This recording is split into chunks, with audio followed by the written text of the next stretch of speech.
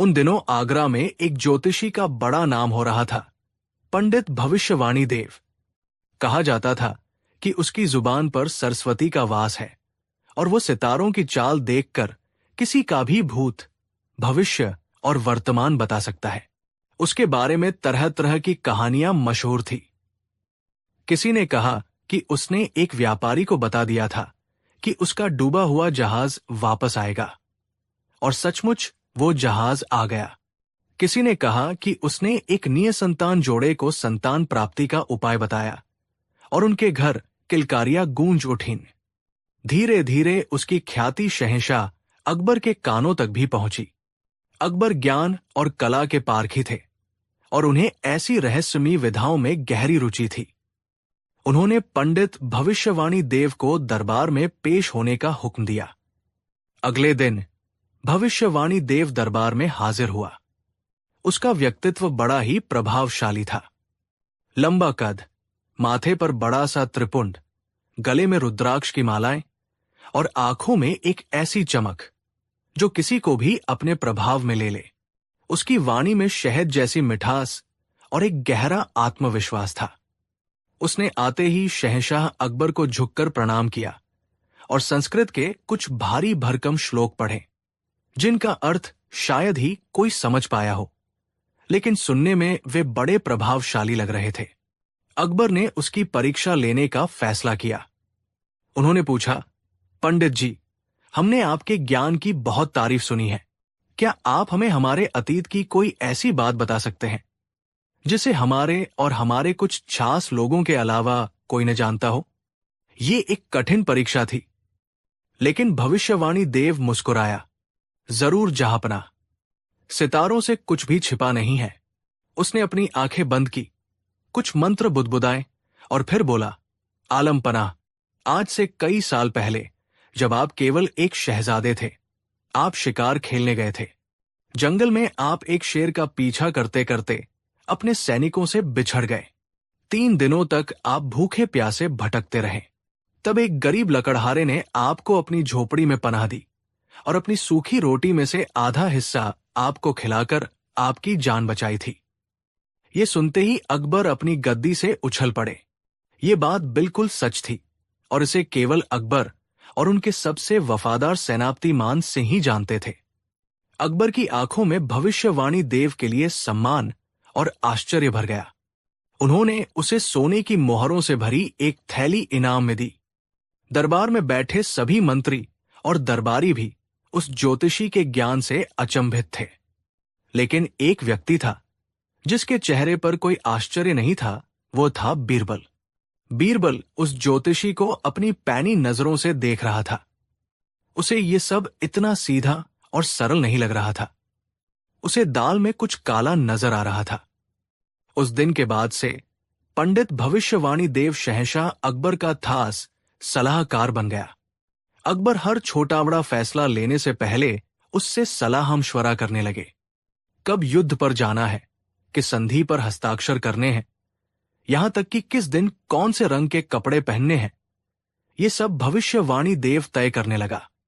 धीरे धीरे उस ज्योतिषी का दरबार में प्रभाव इतना बढ़ गया कि वो मंत्रियों के कामों में भी दखलंदाजी करने लगा। कई दरबारी जो उससे जलते थे या उसके खिलाफ थे, उन्हें वो अपनी भविष्यवाणियों के जरिए शहंशाह की नजरों में गिरा देता। वो कहता, जहांपनाह, सितारे कह रहे हैं कि अमुक मंत्री राज्य के लिए अशुभ है, और अकबर उस मंत्री को उसके पद से हटा देते। पूरे दरबार में एक डर का माहौल बन गया। लोग उस ज्योतिषी से तौस खाने लगे। वो अब सिर्फ एक ज्योतिषी नहीं, बल्कि दरबार की सबसे बड़ी ताकत बन चुका था। बीरबल ये सब चुपचाप देख रहे थे। वो जानते थे कि ये ज्योतिषी एक बहुत बड़ा धोखेबाज है और उसका असली मकसद सल्तनत पर अपना नियंत्रण स्थापित करना है। वो शहंशाह को इस अंधविश्वास के जाल से बाहर निकालना चाहते थे, लेकिन उनके पास कोई ठोस सबूत नहीं था। अकबर उस पर आंख मूंदकर विश्वास करने लगे थे और उसके खिलाफ कुछ भी सुनना नहीं चाहते थे। बीरबल को पता था कि इस झूठे भविष्यवक्ता का पर्दाफाश करने के लिए उसे उसी के खेल में, उसी के मैदान में हराना होगा। उन्हें एक ऐसी योजना बनानी थी जिससे दूध का दूध और पानी का पानी हो जाए और शहंशाह को खुद अपनी आंखों से सच दिखाई दे। बीरबल ने अपनी योजना पर काम करना शुरू कर दिया। सबसे पहले उन्होंने अपने कुछ भरोसेमंद जासूसों को पंडित भविष्यवाणी देव के अतीत के बारे में पता लगाने के लिए भेजा। उन्होंने जासूसों को खास हिदायत दी कि वे बहुत ही गुप्त तरीके से काम करें ताकि ज्योतिषी को कोई शक न हो। कुछ हफ्तों की कड़ी मेहनत के बाद जासूसों ने जो जानकारी लाकर दी वो चौंकाने वाली थी। पता चला कि पंडित भविष्यवाणी देव का असली नाम भानु प्रताप था और वो उज्जैन के एक छोटे से गांव का रहने वाला था। वो कोई ज्ञानी ज्योतिषी नहीं बल्कि एक चालाक ठग था जिसका काम लोगों को अपनी बातों के जाल में फंसाकर लूटना था। सबसे बड़ी और महत्वपूर्ण जानकारी ये मिली कि आगरा आने से पहले भानु प्रताप ने कुछ समय उस इलाके में बिताया था जहां शहंशाह अकबर का बचपन बीता था।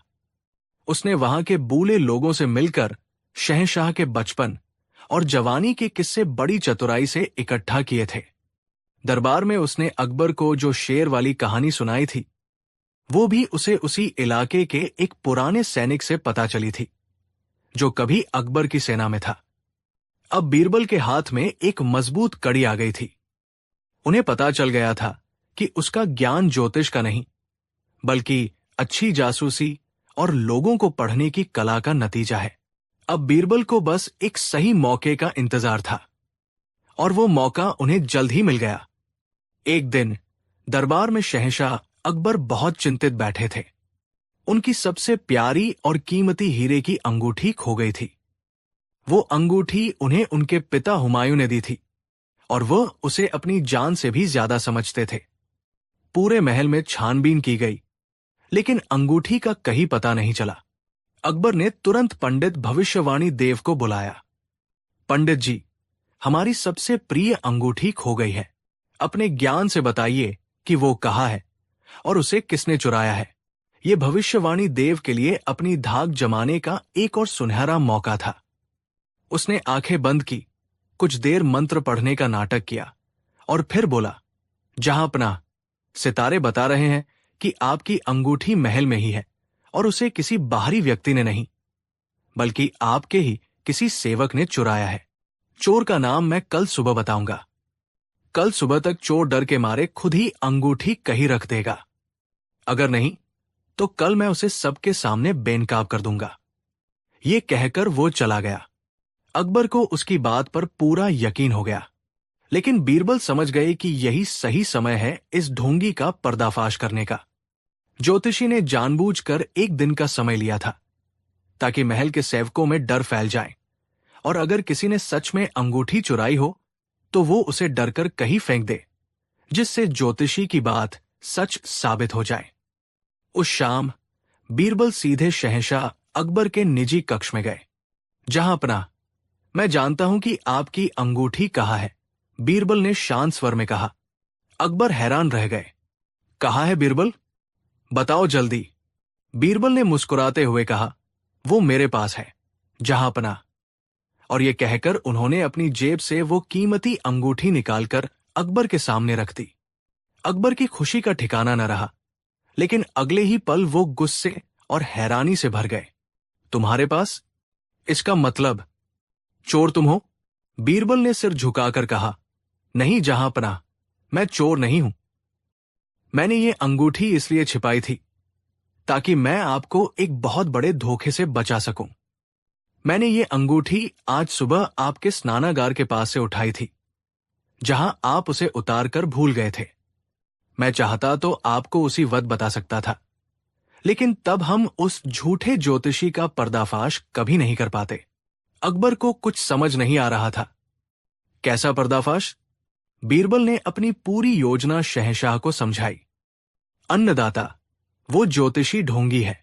कल सुबह वो दरबार में किसी भी गरीब और निर्दोष सेवक का नाम ले लेगा जिसे वो अपना दुश्मन समझता होगा, और आपकी नजरों में उसका विश्वास इतना गहरा है कि आप बिना सोचे समझे उस बेगुनाह को सजा दे देंगे।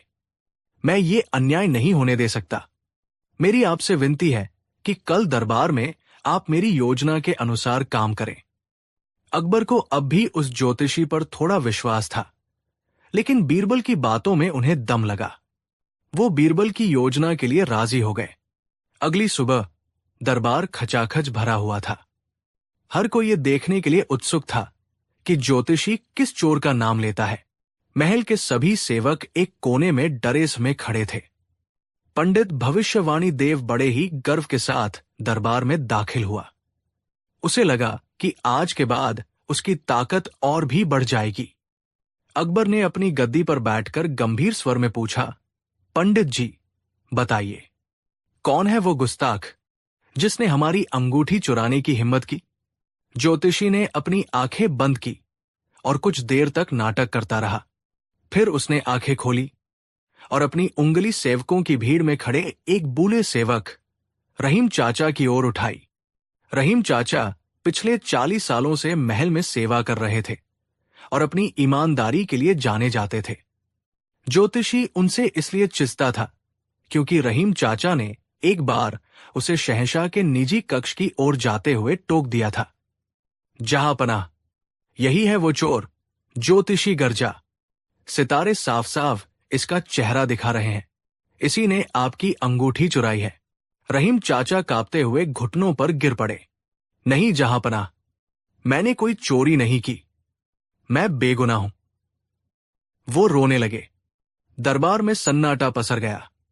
अकबर ने क्रोध से रहीम चाचा को देखा और अपने सिपाहियों को हुक्म दिया, ले जाओ इसे और तब तक कोड़े मारो जब तक ये सच न उगल दे।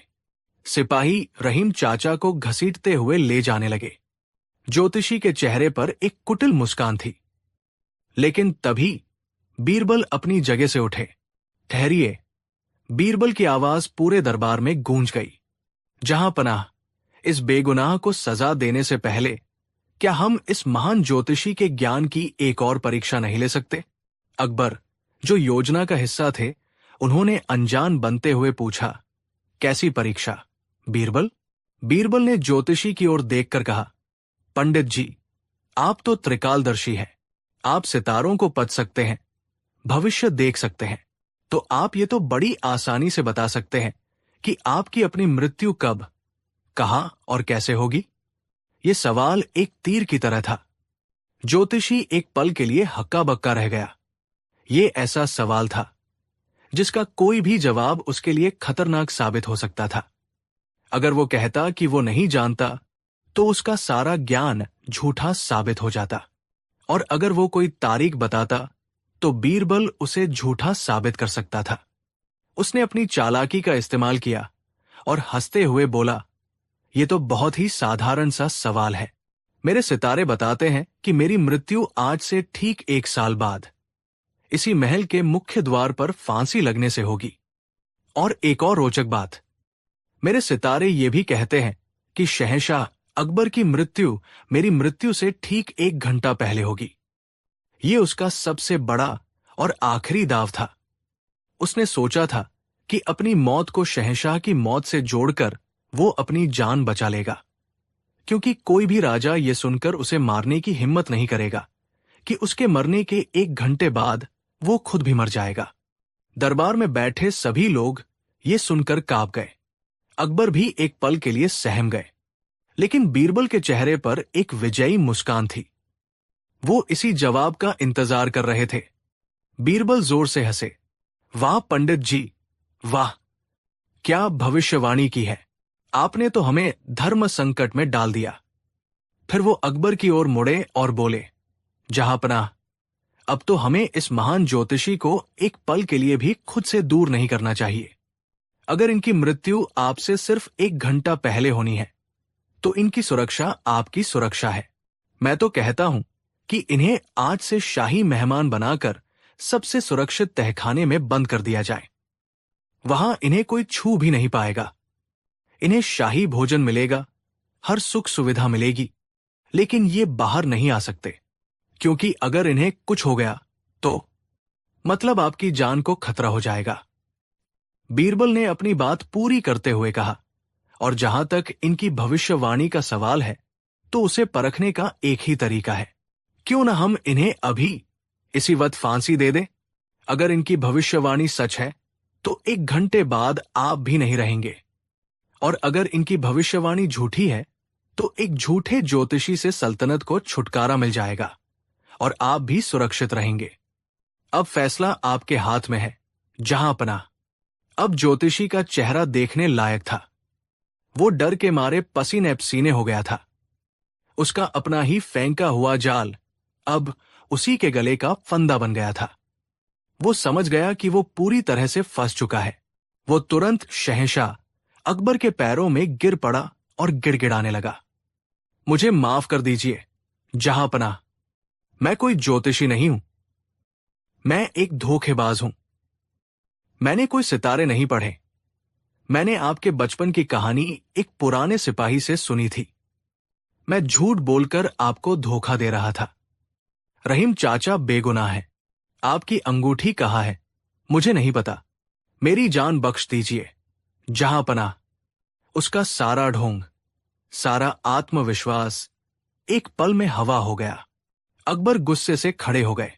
उन्होंने अपनी उंगली से अपनी वही हीरे की अंगूठी दिखाते हुए कहा, ये रही मेरी अंगूठी, धूर्त, जिसे बीरबल ने तेरी सच्चाई सामने लाने के लिए छिपाया था। अब ज्योतिषी के पास कहने को कुछ नहीं बचा था। उसका पर्दाफाश हो चुका था। शहंशाह अकबर ने उस झूठे ज्योतिषी को देश निकाला दे दिया और रहीम चाचा को सम्मान के साथ बरी कर दिया। उस दिन अकबर ने यह सबक सीखा कि अंधविश्वास की नींव पर टिका ज्ञान रेत के महल की तरह होता है, जो तर्क की एक ही लहर से ढह जाता है। बीरबल ने एक बार फिर साबित कर दिया कि सबसे बड़ा भविष्यवक्ता इंसान का अपना विवेक और उसकी कर्म करने की शक्ति होती है। ये कहानी हमें याद दिलाती है कि हमें अपनी आंखें और दिमाग हमेशा खुले रखने चाहिए, क्योंकि धोखेबाज अक्सर ज्ञान का चोला पहन कर ही आते हैं। कहानी 2। एक दिन जब दरबार लगा हुआ था, बादशाह अकबर अपने सिंहासन पर विराजमान थे और उनके चेहरे पर एक शरारती मुस्कान खेल रही थी। ये वो मुस्कान थी जो अक्सर तब आती थी जब बादशाह किसी को अपनी वाक्पटुता से निरुत्तर करने के मूड में होते थे। उनके नवरत्न अपनी अपनी योग्यता और पद के अनुसार बैठे थे। तानसेन अपनी उंगलियों को सारंगी पर फेर रहे थे। टोडरमल राजस्व के किसी मसले पर झुके हुए थे और बाकी दरबारी भी अपनी अपनी दुनिया में मग्न थे। लेकिन बादशाह अकबर की नजरें केवल एक ही व्यक्ति पर टिकी थी, उनके सबसे प्रिय सलाहकार, मित्र और समस्या समाधान करता राजा बीरबल पर। बीरबल, जो हमेशा की तरह शांत और सहज भाव से खड़े थे, बादशाह की इस भेद भरी मुस्कान को देख रहे थे और समझ गए थे कि आज फिर उनकी बुद्धि की कोई परीक्षा होने वाली है। दरबार में ईरान से आए एक व्यापारी द्वारा लाए गए घोड़ों की नस्ल पर चर्चा चल रही थी। एक दरबारी ने घोड़ों की वफादारी की तारीफ करते हुए कहा, हुजूर, घोड़ा एक ऐसा जानवर है जो अपने मालिक के लिए जान तक दे देता है। उसकी समझदारी देखने लायक होती है। तभी एक दूसरे चापलूस दरबारी ने बात को आगे बढ़ाया, और हुजूर, गधा सबसे मूर्ख और हठी जानवर होता है। न शक्ल अच्छी न अक्ल। ये सुनते ही अकबर के मन में शरारत सूझी। उन्होंने बीरबल की ओर देखा, जो इस चर्चा को बड़े ध्यान से सुन रहे थे। बादशाह ने अपनी आवाज में नाटकीय गंभीरता लाते हुए कहा, बीरबल, हम तुम्हारी बुद्धिमानी, तुम्हारी हाजिर जवाबी और तुम्हारी वफादारी के कायल हैं। तुम दिन रात सल्तनत के बोझ को अपने कंधों पर उठाए फिरते हो। तुम्हारी बातें सुनकर हमें सुकून मिलता है। बीरबल ने अदब से सिर झुकाया। ये आपका बड़प्पन है जहांपनाह। अकबर ने अपनी मुस्कान को और चौड़ा किया और फिर वो वाक्य कहा जिसने पूरे दरबार में एक पल के लिए सन्नाटा ला दिया। पर बीरबल, आज तुम्हें गौर से देखने पर हमें ऐसा क्यों लग रहा है कि तुम गधे जैसे दिखते हो? ये सुनते ही दीवान एतास में सुई पटक सन्नाटा छा गया। तानसेन की उंगलियां सारंगी पर जम गई। टोडरमल का हिसाब किताब छूट गया और बाकी दरबारियों ने एक दूसरे की तरफ देखना शुरू कर दिया। कुछ दरबारी, जो बीरबल से जलते थे, अपनी हंसी को बड़ी मुश्किल से दबाए हुए थे। उनके चेहरों पर एक क्रूर संतुष्टि का भाव था। उन्हें लगा कि आज बादशाह ने बीरबल को उनकी सही जगह दिखाई दी। ये कोई मामूली मजाक नहीं था, ये एक भरी सभा में किया गया अपमान था। बादशाह का अपने सबसे करीबी सलाहकार को गधा कहना बहुत बड़ी बात थी। सबकी नजरें अब बीरबल पर थी। वे देखना चाहते थे कि अपनी हाजिर जवाबी के लिए मशहूर बीरबल इस सीधे और तीखे हमले का जवाब कैसे देते हैं। क्या वो गुस्सा होंगे? क्या वो अपमानित होकर दरबार छोड़ देंगे? या फिर वो चुपचाप इस जिल्लत को पी जाएंगे? बीरबल एक क्षण के लिए चुप रहे। उनके चेहरे पर न तो क्रोध था, न ही अपमान का कोई भाव। उन्होंने अपनी आंखें बंद की, जैसे बादशाह के कहे शब्दों के गहरे अर्थ को समझने की कोशिश कर रहे हों। दरबारियों को लगा कि बीरबल निरुत्तर हो गए हैं, उनकी बोलती बंद हो गई है। कुछ पलों की खामोशी के बाद बीरबल ने अपनी आंखें खोली। उनके चेहरे पर वही शांत और सौम्य मुस्कान थी। उन्होंने बादशाह की ओर देखा और बहुत ही विनम्रता से कहा, जहां पनाह, आपने जो देखा वो आपकी पारखी नजरों का कमाल है, पर मैं ठहरा एक अदना सा इंसान। मुझे ये समझने में थोड़ी कठिनाई हो रही है कि मुझ जैसे साधारण व्यक्ति में आपको एक गधे की छवि कैसे नजर आई। यदि आप थोड़ा विस्तार से समझाए तो मुझ अज्ञानी का ज्ञानवर्धन होगा। बीरबल का ये शांत और जिज्ञासु उत्तर अप्रत्याशित था। अकबर, जो एक तीखी प्रतिक्रिया की उम्मीद कर रहे थे, बीरबल के इस ठंडे रवैये से थोड़ा चकित हुए।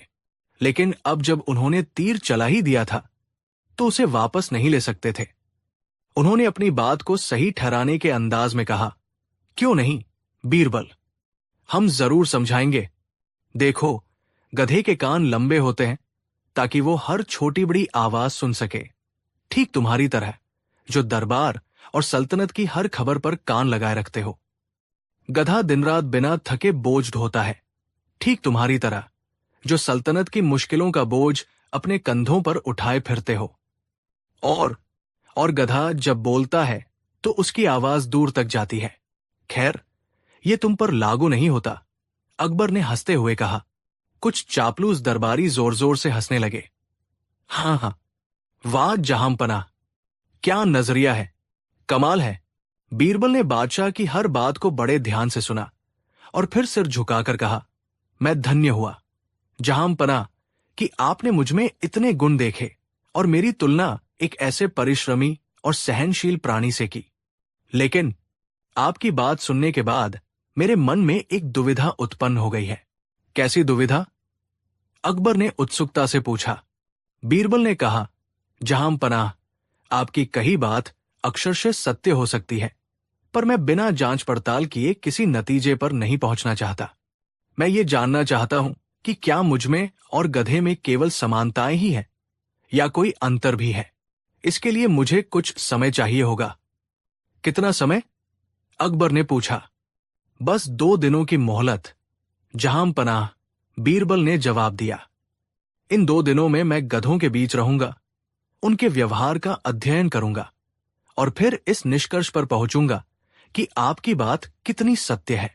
2 दिन बाद मैं दरबार में हाजिर होकर आपको अपना जवाब दूंगा। अकबर और दरबारी ये सुनकर हैरान रह गए। बीरबल इस मजाक को कितनी गंभीरता से ले रहे थे। अकबर को लगा कि ये खेल अब और भी दिलचस्प हो गया है। उन्होंने अनुमति दे दी।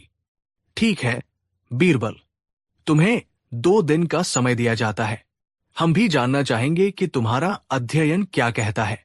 बीरबल ने बादशाह को सलाम किया और शांत भाव से दरबार से चले गए। उनके जाने के बाद दरबार में हंसी का फव्वारा फूट पड़ा। एक दरबारी बोला, लगता है आज बीरबल की अक्ल घास चरने चली गई है। बादशाह के मजाक को सच मान बैठा। दूसरा बोला, अब 2 दिन गधों के साथ रहकर आएगा तो बचा खुचा दिमाग भी ठिकाने लग जाएगा। ये खबर पूरे आगरा में आग की तरह फैल गई। लोग तरह तरह की बातें बनाने लगे। कुछ को बीरबल के लिए बुरा लग रहा था तो कुछ उनकी आने वाली प्रतिक्रिया का बेसब्री से इंतजार कर रहे थे। अगले 2 दिन बीरबल दरबार में नहीं आए। अकबर ने भी उन्हें याद नहीं किया, पर मन ही मन वह भी ये जानने के लिए बेचैन थे कि बीरबल क्या करने वाले हैं। बीरबल ने इन 2 दिनों में क्या किया? वो सचमुच शहर से बाहर उस जगह गए जहां धोबियों के गधे रहते थे। उन्होंने घंटों उन जानवरों को देखा, उन्हें काम करते हुए, बोझ ढोते हुए, आराम करते हुए। उन्होंने धोबियों से बात की, गधों के स्वभाव और उनकी आदतों के बारे में पूछा। पहले तो लोग उन्हें देखकर हैरान हुए, पर जब उन्हें पता चला कि वो बादशाह के हुक्म पर ये शोध कर रहे हैं, तो उन्होंने भी बीरबल की मदद की। बीरबल ने एक गधे के पास बैठकर उसे प्यार से सहलाया। उन्होंने देखा कि वो जानवर कितना शांत, कितना सहनशील है। दिन भर भारी बोझ ढोने के बाद भी उसके चेहरे पर कोई शिकायत नहीं थी। वो बस चुपचाप अपना काम करता रहता। बीरबल ने मन ही मन सोचा, जहां पनाह ने सही कहा था। सहनशीलता और परिश्रम, ये गुण तो मुझ में भी होने चाहिए। 2 दिन बीत गए। तीसरे दिन दीवान ताश खचाखच भरा हुआ था। हर कोई बीरबल का इंतजार कर रहा था। सेठ, व्यापारी, सिपाही, दरबारी, आज हर कोई ये तमाशा देखने आया था। बादशाह अकबर भी समय पर अपने सिंहासन पर आकर बैठ गए। उनकी आंखों में उत्सुकता और शरारत का मिलाजुला भाव था। ठीक समय पर बीरबल ने दरबार में प्रवेश किया। वो पूरी तरह तरोताजा लग रहे थे। उनके चेहरे पर न कोई शिकन थी, न कोई चिंता। उन्होंने आकर बादशाह को अदब से सलाम किया। आओ बीरबल, आओ, अकबर ने कहा। पूरा दरबार तुम्हारी प्रतीक्षा कर रहा है। बताओ, तुम्हारा शोध कैसा रहा? क्या तुम किसी नतीजे पर पहुंचे? क्या तुम मानते हो कि तुम गधे जैसे दिखते हो? पूरा दरबार हंस पड़ा। बीरबल ने शांति से जवाब दिया, जी जहांपनाह, मैं एक नतीजे पर पहुंच गया हूं, और मुझे यह स्वीकार करने में कोई संकोच नहीं है कि आपने जो कहा था वो काफी हद तक सत्य है। यह सुनकर दरबार में एक और हंसी की लहर दौड़ गई। बीरबल के दुश्मनों के चेहरे खिल उठे। उन्हें लगा कि बीरबल ने अपनी हार मान ली है। अकबर ने हैरानी से पूछा, सच में? तो तुम मानते हो? जी आलम पनाह, बीरबल ने कहा। मैंने 2 दिन उन मूक प्राणियों के साथ बिताए और पाया कि मुझमें और उनमें कई समानताएं हैं। वे अपने मालिक के प्रति वफादार होते हैं। मैं आपके प्रति वफादार हूं। वे दिन रात परिश्रम करते हैं, मैं सल्तनत के लिए करता हूं। वे बिना शिकायत किए बोझ ढोते हैं, मैं भी आपकी दी हुई जिम्मेदारियों का बोझ ढोता हूं। इस लिहाज से आपकी बात बिल्कुल सही थी। अकबर को अपनी जीत पर गर्व महसूस हुआ। उन्होंने विजयी भाव से दरबारियों की ओर देखा, लेकिन वो जानते थे कि बीरबल की बात अभी खत्म नहीं हुई है। बीरबल ने अपनी बात आगे बढ़ाई, लेकिन जहांपनाह, अपने 2 दिनों के गहन अध्ययन के बाद मैंने एक बहुत बड़ा और महत्वपूर्ण अंतर भी पाया है। एक ऐसा अंतर जो इंसान को जानवर से अलग करता है। दरबार में फिर से खामोशी छा गई। सबकी उत्सुकता चरम पर थी। कैसा अंतर, बीरबल? अकबर ने पूछा। बीरबल ने एक गहरी सांस ली और फिर अपनी सदी हुई आवाज में बोलना शुरू किया, जो सीधे बादशाह के दिल में उतर रही थी। जहांपनाह, जब मैं किसी गधे के सामने खड़ा होता हूं, तो वो मुझे देखकर पहचान जाता है कि मैं एक इंसान हूं, गधा नहीं। वो मुझे एक इंसान के रूप में देखता है। उन्होंने एक पल का विराम लिया, दरबार में बैठे हर व्यक्ति की आंखों में झांका और फिर अपनी नजरें सीधे बादशाह अकबर पर टिका दी। परंतु जहांपनाह, जब कोई गधा किसी दूसरे गधे को देखता है, तो उसे सामने वाला भी गधा ही नजर आता है। ये वाक्य जैसे ही खत्म हुआ, दरबार में एक गहरा, भेदने वाला सन्नाटा छा गया। हवा जैसे जम सी गई। हर कोई बीरबल के कहे वाक्य के असली मतलब को समझने की कोशिश कर रहा था। बीरबल ने अपनी बात पूरी नहीं की थी, पर उनका संदेश शीशे की तरह साफ था। उन्होंने सीधे सीधे बादशाह को गधा नहीं कहा था, लेकिन उन्होंने बड़ी चतुराई से यह बता दिया था कि अगर बादशाह को बीरबल में गधा नजर आ रहा है, तो इसका मतलब क्या हो सकता है। जो दरबारी अभी कुछ पल पहले ठाके लगा रहे थे, उनके चेहरे का रंग उड़ गया। उनकी हंसी उनके गले में ही अटक गई। उन्हें समझ आ गया था कि बीरबल ने क्या बाजी पलटी है। उन्होंने बादशाह के ही तीर को उन्हीं की तरफ मोड़ दिया था, वो भी बिना किसी अपमानजनक शब्द का इस्तेमाल किए। बादशाह अकबर, जो अपनी हाजिर जवाबी के लिए जाने जाते थे, एक पल के लिए निशब्द रह गए। बीरबल के इस जवाब की गहराई ने उन्हें हिलाकर रख दिया था। पहले तो उनके चेहरे पर हैरानी आई, फिर समझ, और फिर एक जोरदार ठहाका। अकबर इतनी जोर से हंसे कि उनकी आंखों से पानी आ गया। वो अपने सिंहासन से उठ खड़े हुए और बीरबल के पास आए। वाह बीरबल, वाह, उन्होंने हंसते हुए कहा। मान गए तुम्हारी बुद्धिमानी को। क्या जवाब दिया है? तुमने न केवल मेरे प्रश्न का उत्तर दिया, बल्कि मुझे एक बहुत बड़ा सबक भी सिखा दिया। तुमने साबित कर दिया कि बुद्धि की तलवार लोहे की तलवार से ज्यादा तेज और असरदार होती है। अकबर ने बीरबल को गले से लगा लिया। हम अपने शब्द वापस लेते हैं बीरबल। तुम गधे जैसे नहीं, बल्कि तुम तो बीरबल जैसे ही दिखते हो, और तुम्हारे जैसा इस दुनिया में कोई दूसरा नहीं है। ये देखकर उन दरबारियों के सिर शर्म से झुक गए, जो बीरबल का अपमान होते देख खुश हो रहे थे। उन्हें अपनी छोटी सोच पर पछतावा हो रहा था। बादशाह ने पूरे दरबार को संबोधित करते हुए कहा, आज सब लोग कान खोलकर सुन ले। शब्द बाण की तरह होते हैं, एक बार मुंह से निकल जाए तो वापस नहीं आते। मजाक और अपमान के बीच एक बहुत बारीक रेखा होती है। आज बीरबल ने अपनी बुद्धिमत्ता से इस अपमान को भी एक सम्मानजनक जवाब में बदल दिया। पर हर कोई बीरबल नहीं होता, इसलिए बोलने से पहले सोचना एक शासक का ही नहीं, बल्कि हर इंसान का पहला कर्तव्य है। उस दिन के बाद किसी भी दरबारी ने बीरबल से उलझने की हिम्मत नहीं की, और बादशाह अकबर ने भी अपने प्रिय मित्र से कोई ऐसा मजाक नहीं किया जो अपमान की सीमा को लांघता हो। यह कहानी हमेशा के लिए इतिहास में दर्ज हो गई, एक ऐसे बुद्धिमान जवाब की मिसाल के तौर पर, जिसने न केवल अपमान का बदला लिया, बल्कि सामने वाले को उसकी गलती का एहसास भी करा दिया, वो भी बिना किसी कड़वाहट के। और यह साबित कर दिया कि बीरबल सिर्फ एक नाम नहीं, बल्कि बुद्धि और विवेक का दूसरा नाम है। कहानी 3। आगरा के किले में सर्दियों की एक सुनहरी सुबह थी। दीवान-ए-ताश में अंगीठियां दहक रही थी, जिनकी गर्मी मखमली पर्दों और कीमती कालीनों में बसकर माहौल को आरामदायक बना रही थी। बादशाह अकबर अपने सिंहासन पर विराजमान थे, लेकिन आज उनके चेहरे पर वो रोज वाली चमक नहीं थी।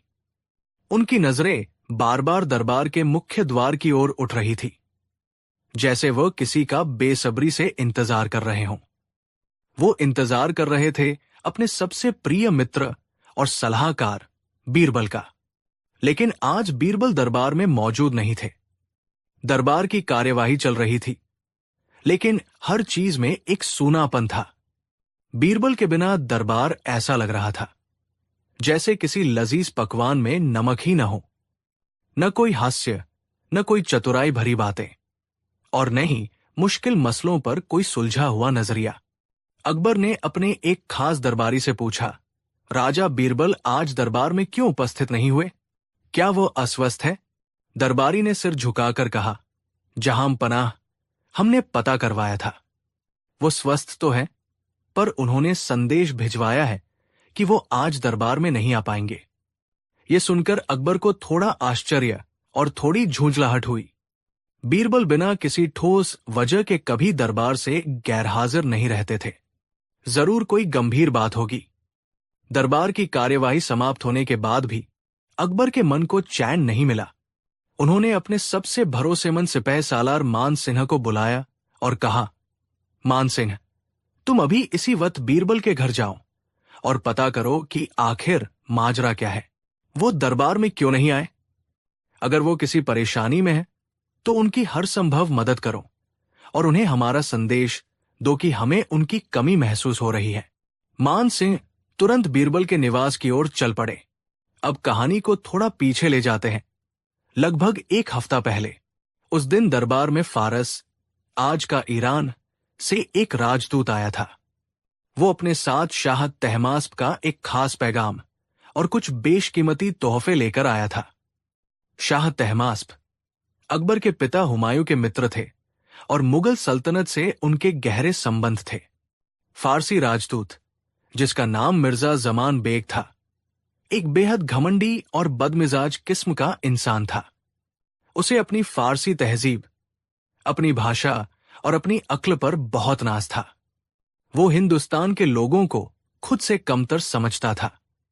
दरबार में उसका भव्य स्वागत किया गया, तोहफों का आदान प्रदान हुआ और फिर सल्तनत के मसलों पर चर्चा होने लगी। मिर्जा जमान बेग ने अपनी बातचीत के दौरान कई बार हिंदुस्तानी दरबारियों की अक्ल और उनकी समझ पर दबे छिपे लहजे में तंज कसे। बीरबल, जो हमेशा की तरह शांत भाव से सब कुछ देख और सुन रहे थे, इस राजदूत के अहंकार को भाप गए थे।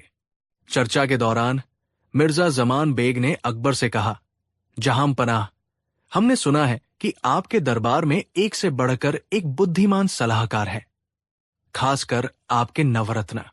हमारे शाह भी आपकी न्यायप्रियता और आपके दरबारियों की बुद्धिमत्ता की बहुत तारीफ करते हैं।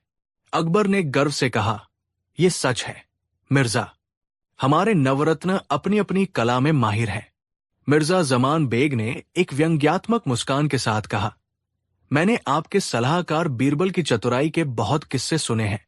क्या मैं उनसे कुछ प्रश्न पूछ सकता हूं? मैं भी तो देखूं कि इन किस्सों में कितनी सच्चाई है। अकबर ने बीरबल की ओर देखा और मुस्कुराकर अनुमति दे दी। उन्हें अपनी बीरबल की काबिलियत पर पूरा भरोसा था। मिर्जा जमान बेग अपनी जगह से उठा और बीरबल के पास आकर खड़ा हो गया। उसने ऊपर से नीचे तक बीरबल को ऐसे देखा जैसे कोई पारखी किसी मामूली पत्थर को देख रहा हो। तो आप है राजा बीरबल, उसने अपनी रौबदार आवाज में कहा। आपकी वेशभूषा तो बड़ी साधारण है। खैर, मेरा पहला सवाल यह है कि आपके बादशाह और मेरे शाह में से कौन ज्यादा महान है? ये एक बहुत ही पेचीदा सवाल था। अगर बीरबल अकबर को महान बताते तो ये मेहमान राजदूत का अपमान होता, और अगर वो फारस के शाह को महान बताते तो ये अपने बादशाह की तौहीन होती। लेकिन बीरबल मुस्कुराए और बोले, मिर्जा साहब, इसमें कोई शक नहीं कि आपके शाह चांद की तरह है, जिनकी चमक और शीतलता पूरी दुनिया में फैली हुई है।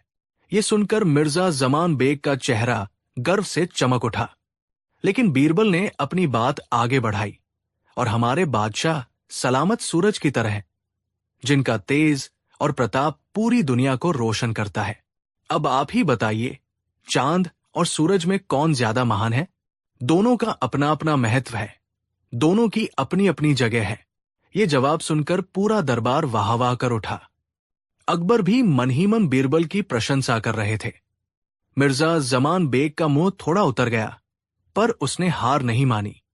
उसने दूसरा सवाल पूछा, अच्छा, ये बताओ, भगवान क्या खाता है, क्या पहनता है और कहाँ रहता है? ये एक और मुश्किल सवाल था, जिसका मकसद बीरबल को निरुत्तर करना था।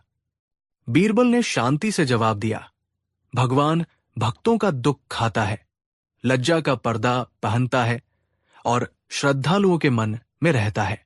इस दार्शनिक जवाब ने मिर्जा जमान बेग को और भी निरुत्तर कर दिया।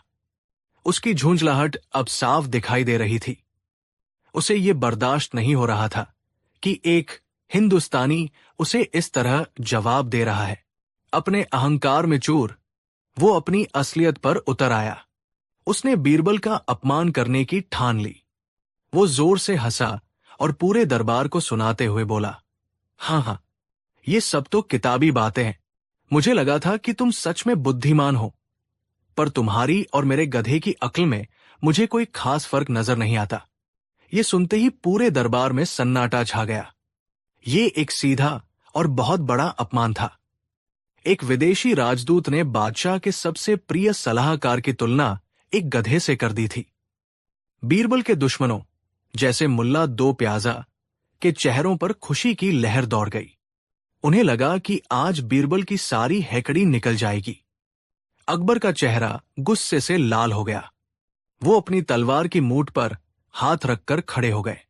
मेहमान का अपमान करना उनकी तहजीब के खिलाफ था। वरना वो एक ही पल में उस घमंडी राजदूत का सिर कलम कर देते।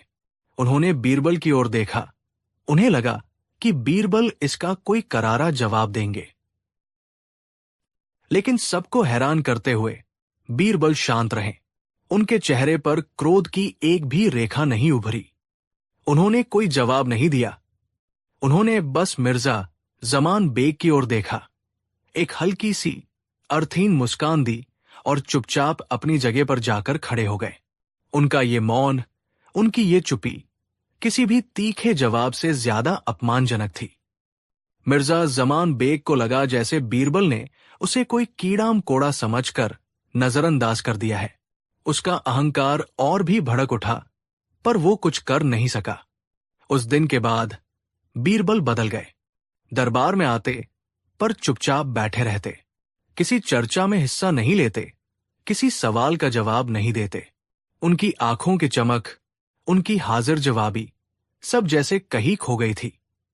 अकबर ने कई बार उनसे बात करने की कोशिश की, पर बीरबल बस इतना कहते, सब ठीक है जहांपना।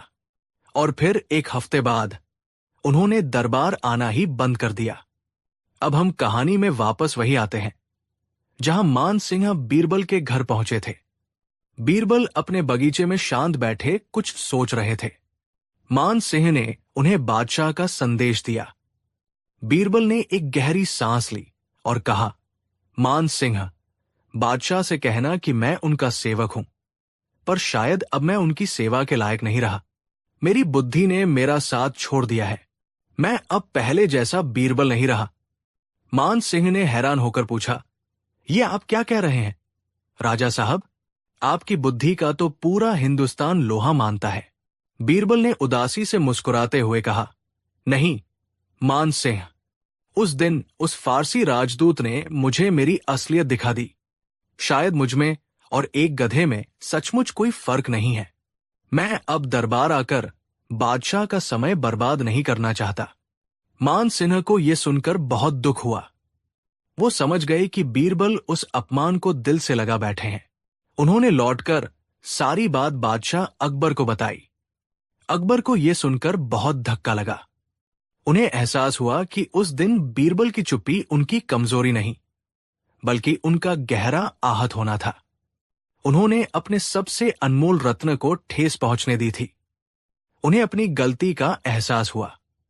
उन्होंने फैसला किया कि वो उस घमंडी राजदूत को सबक सिखाएंगे और बीरबल का सम्मान वापस दिलाएंगे। अगले दिन अकबर ने मिर्जा जमान बेग को एक निजी दावत पर आमंत्रित किया। दावत के दौरान अकबर ने जानबूझकर बुद्धिमानी और मूर्खता पर चर्चा छेड़ दी। अकबर ने कहा, मिर्जा साहब, हम एक अजीब दुविधा में फंस गए हैं।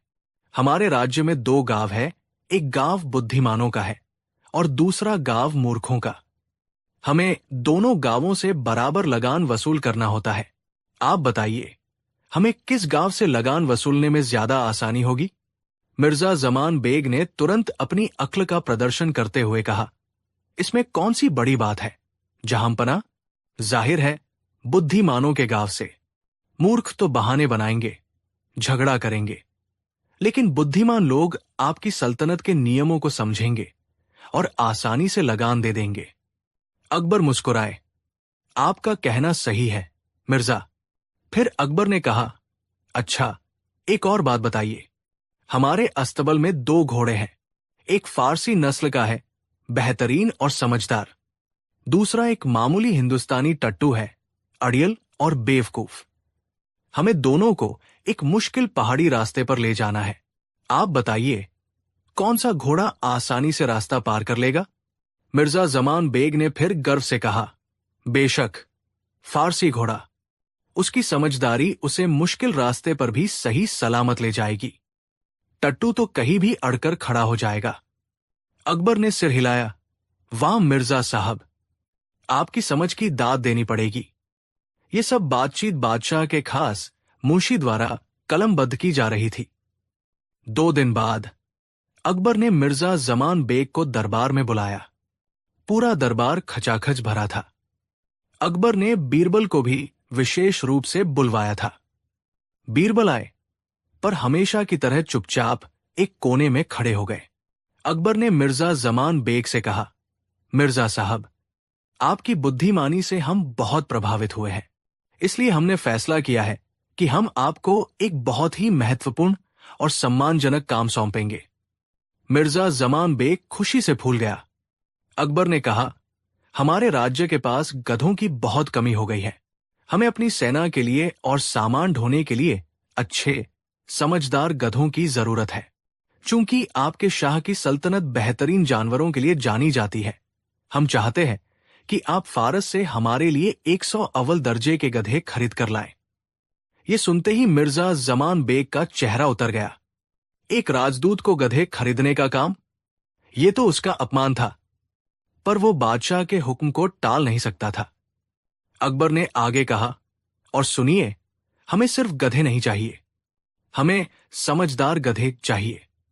इसलिए आपको हर गधे की अक्ल की परीक्षा लेनी होगी।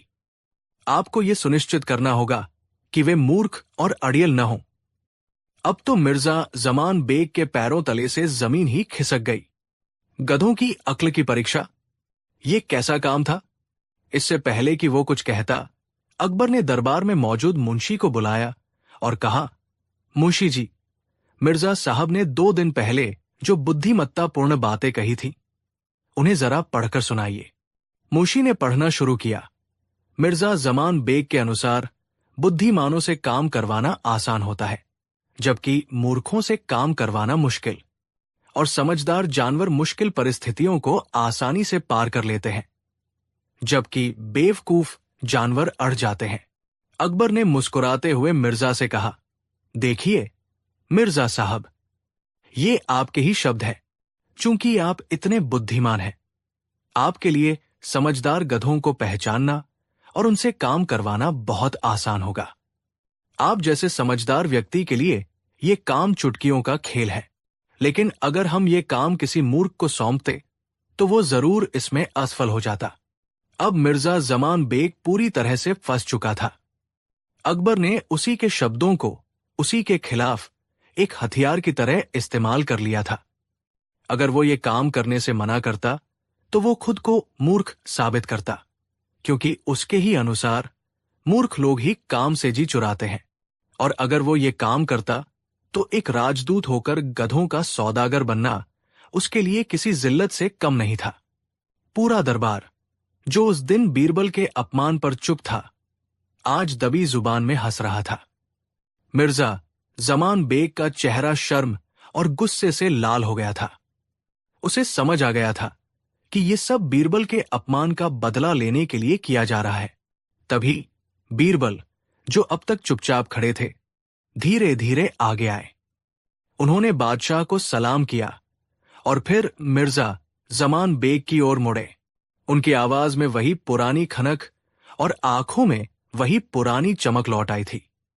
उन्होंने बहुत ही विनम्रता से कहा, जहां पनाह, अगर आप इजाजत दें तो मैं मिर्जा साहब की इस मुश्किल में कुछ मदद करना चाहता हूं। सब हैरान होकर बीरबल की ओर देखने लगे। बीरबल ने मिर्जा जमान बेग से कहा, मिर्जा साहब, आप एक सम्मानित राजदूत हैं। गधों के बीच जाकर उनकी परीक्षा लेना आपको शोभा नहीं देता। ये काम आप मुझ पर छोड़ दीजिए।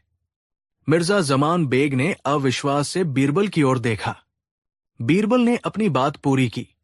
आखिरकार, जैसा कि आपने उस दिन भरे दरबार में कहा था, मुझमें और एक गधे में कोई खास फर्क नहीं है, इसलिए अपने जैसे प्राणियों को पहचानने में मुझे कोई मुश्किल नहीं होगी।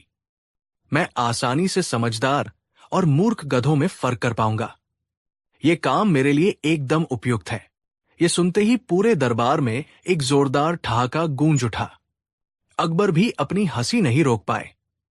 बीरबल ने वही अपमानजनक शब्द जो मिर्जा ने उनके लिए इस्तेमाल किया था, उसे एक ढाल की तरह इस्तेमाल करके वापस उसी पर दे मारा था। ये एक ऐसा मीठा बदला था जिसमें न कोई तलवार थी, न कोई कड़वाहट, पर उसकी चोट किसी भी घाव से ज्यादा गहरी थी। मिर्जा जमान बेग का सिर शर्म से झुक गया। उसे अपनी गलती का एहसास हो गया था। उसने भरे दरबार में बीरबल से हाथ जोड़कर माफी मांगी। मुझे माफ कर दीजिए राजा बीरबल, उसने कांपती आवाज में कहा। मैं अपने अहंकार में अंधा हो गया था। आज मुझे समझ आया कि सच्ची बुद्धिमानी शोर मचाने में नहीं, बल्कि आपके जैसे शांत और गहरे ज्ञान में होती है। बीरबल ने मुस्कुराकर उसे माफ कर दिया और कहा, अपमान का बदला अपमान से लेना हमारा तरीका नहीं मिर्जा साहब। असली बदला तो वो है जो सामने वाले को उसकी गलती का एहसास करा दे और उसे एक बेहतर इंसान बना दे। उस दिन के बाद बीरबल फिर से अपने पुराने रंग में लौट आए। उनकी हाजिर जवाबी और बुद्धिमत्ता से दरबार फिर से गुलजार हो गया और ये कहानी हमेशा के लिए एक मिसाल बन गई कि कैसे धैर्य और बुद्धि से सबसे बड़े अपमान का भी एक ऐसा मीठा बदला लिया जा सकता है जो दुश्मन को शर्मिंदा भी कर दे और उसे सही सबक भी सिखा दे। कहानी 4। शहंशाह अकबर का दरबार सिर्फ हिंदुस्तान की सल्तनत का केंद्र नहीं था, बल्कि ये बुद्धिमत्ता, ईर्ष्या, दोस्ती और दुश्मनी की अनगिनत कहानियों का मंच भी था। इस मंच का सबसे चमकदार सितारा था बीरबल, जिसकी बुद्धि का लोहा शहंशाह अकबर ही नहीं बल्कि पूरा हिंदुस्तान मानता था। बीरबल की हाजिर जवाबी और न्यायप्रियता ने उसे शहंशाह का सबसे खास बना दिया था। लेकिन जहां रोशनी होती है वहां परछाइयां भी होती है। दरबार में ऐसे कई मंत्री और दरबारी थे जो बीरबल की इस शोहरत और शहंशाह से उसकी नजदीकी से जलते थे। वे हर पल इसी मौके की तलाश में रहते कि कैसे बीरबल को शहंशाह की नजरों में नीचा दिखाया जाए, कैसे उसे अपमानित किया जाए। ये कहानी भी एक ऐसी ही सोची समझी साजिश की है, एक ऐसी कोशिश की जहां बीरबल के दुश्मनों ने उसे अपमानित करने के लिए एक ऐसा जाल बुना जिससे निकल पाना लगभग नामुमकिन था। बरसात का मौसम था। आगरा की गलियां बारिश में धुली हुई थी और मौसम में एक ठंडी ताजगी थी। लेकिन शहंशाह अकबर के दरबार का माहौल गर्म था। बीरबल ने हाल ही में एक बहुत ही पेचीदा सीमा विवाद को अपनी चतुराई से सुलझाया था, जिससे सल्तनत को बिना युद्ध किए एक बड़ा इलाका वापस मिल गया था। शहंशाह अकबर बीरबल से इतने प्रसन्न थे कि उन्होंने भरे दरबार में अपनी कीमती मोतियों की माला उतारकर बीरबल के गले में डाल दी और ऐलान किया, बीरबल, तुम्हारी बुद्धि सल्तनत की सबसे बड़ी दौलत है। तुम सिर्फ हमारे मंत्री नहीं, हमारे दोस्त और भाई भी हो। ये सम्मान देखकर जहां कुछ दरबारियों ने खुशी से तालियां बजाई, वहीं कुछ के सीने पर सांप लौट गए। इन जलने वालों का सरगना था मीर कासिम, जो शहंशाह का एक पुराना और विश्वास पात्र मंत्री था। मीर कासिम खुद को बीरबल से ज्यादा योग्य समझता था, लेकिन बीरबल के आने के बाद से दरबार में उसका रुतबा कम हो गया था। उसके साथ थे 2 और दरबारी, शहबाज खान और मुल्ला इनायत, जो बीरबल की तरक्की से हमेशा खार खाते थे। उस रात मीर कासिम ने शहबाज खान और मुल्ला इनायत को अपने महल में एक गुप्त बैठक के लिए बुलाया।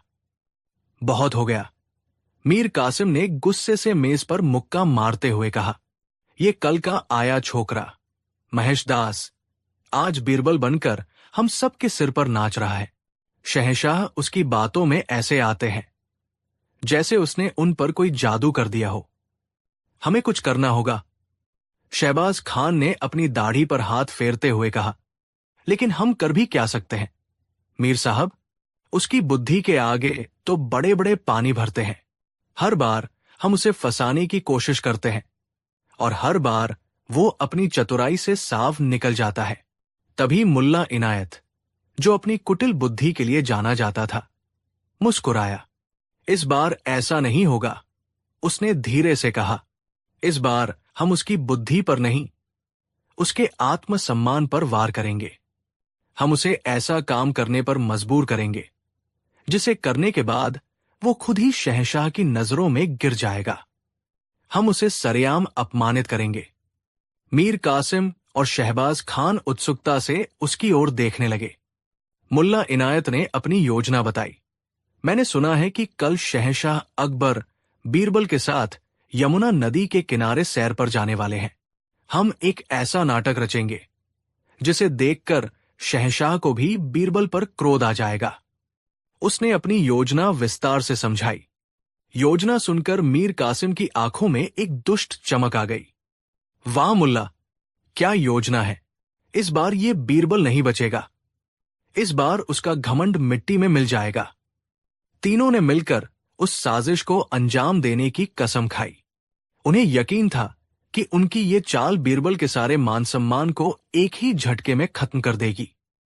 अगले दिन जैसा कि योजना थी, शहंशाह अकबर और बीरबल यमुना के किनारे टहल रहे थे। मौसम बहुत सुहावना था। ठंडी हवा चल रही थी और नदी का पानी शांत था। दोनों सल्तनत के मामलों पर चर्चा कर रहे थे।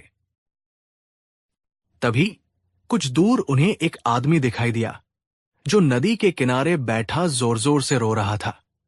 वो फटे पुराने कपड़ों में था और देखने में बहुत गरीब और दुखी लग रहा था। अकबर एक रहमदिल बादशाह थे।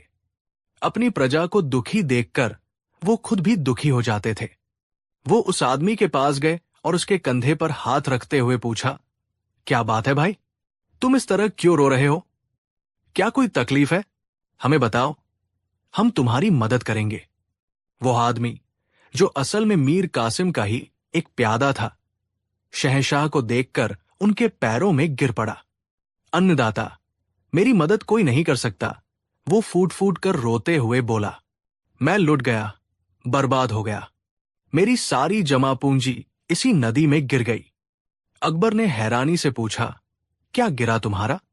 सोना, चांदी, हीरे जवाहरात? बताओ हमें, हम तुम्हें उससे ज्यादा दे देंगे। आदमी ने सिर हिलाया, नहीं जहांपनाह, उससे भी कीमती चीज। मेरा एक छोटा सा बटुआ था जिसमें मेरे पुरखों की दी हुई 5 सोने की मोहरें थी। वही मेरी जिंदगी भर की कमाई थी। मैं नाव से नदी पार कर रहा था कि अचानक नाव हिली और बटुआ मेरे हाथ से छूटकर इसी जगह पानी में गिर गया। ये सुनकर शहंशाह को उस पर और तरस आया। उन्होंने बीरबल की ओर देखकर कहा, बीरबल, इस गरीब की मदद करनी चाहिए। सिपाहियों को बुलाओ और गोताखोरों को हुक्म दो कि वे नदी में से इसका बटुआ ढूंढकर निकालें। बीरबल को उस आदमी का व्यवहार कुछ अजीब लग रहा था। उसकी आंखों में दुख से ज्यादा चालाकी दिख रही थी। बीरबल समझ गए थे कि कुछ गड़बड़ है। तभी, जैसा कि योजना का हिस्सा था, मीर कासिम, शहबाज खान और मुल्ला इनायत भी संयोगवश टहलते हुए वहां पहुंच गए। मीर कासिम ने आगे बढ़कर कहा, जहांपनाह, इस बेचारे की किस्मत ही खराब है। यमुना नदी इस जगह बहुत गहरी है। गोताखोरों को वो छोटा सा बटुआ मिलना लगभग नामुमकिन है। मुल्ला इनायत ने बात आगे बढ़ाई, मीर साहब ठीक कह रहे हैं, और अगर बटुआ मिल भी गया तो क्या पता वो इसी का है। कोई भी लालच में कह सकता है कि ये बटुआ उसका है। अब मीर कासिम ने अपना असली दाव खेला। उसने बीरबल की ओर व्यंग्य से देखते हुए कहा, वैसे हमारे पास तो बीरबल जैसा ज्ञानी और बुद्धिमान मंत्री है। कहते हैं, इनके लिए कोई भी काम नामुमकिन नहीं है। ये चाहें तो पलक झपकते ही कोई भी समस्या सुलझा सकते हैं। उसने सीधे बीरबल को चुनौती दी, क्यों बीरबल जी, आप तो बड़े ज्ञानी बनते हैं। क्या आप इस गरीब का बटुआ नदी से नहीं निकाल सकते? या फिर आपकी बुद्धिमानी सिर्फ दरबार की चारदीवारी तक ही सीमित है? ये एक सीधा अपमान था। शहबाज खान और मुल्ला इनायत भी मुस्कुराते हुए बीरबल को देखने लगे। वे जानते थे कि बीरबल भला नदी में कूदकर बटुआ कैसे ढूंढेगा, और अगर वो मना करता है तो वे उसे डरपोक और अहंकारी साबित कर देंगे, जो एक गरीब की मदद नहीं करना चाहता। अकबर भी इस स्थिति में कुछ बोल नहीं पा रहे थे।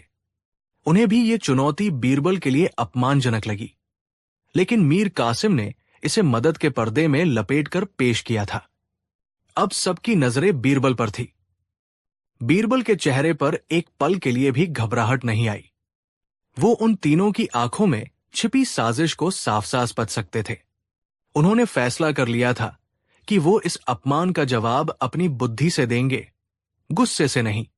बीरबल मुस्कुराए और बड़े ही शांत भाव से बोले, मीर कासिम जी, आपने बिल्कुल ठीक कहा। जहांपनाह की सेवा और उनकी प्रजा की मदद करना मेरा पहला कर्तव्य है। मैं इस गरीब आदमी का बटुआ जरूर ढूंढूंगा। ये सुनकर वे तीनों चौंक गए। उन्हें लगा था कि बीरबल कोई बहाना बनाएगा।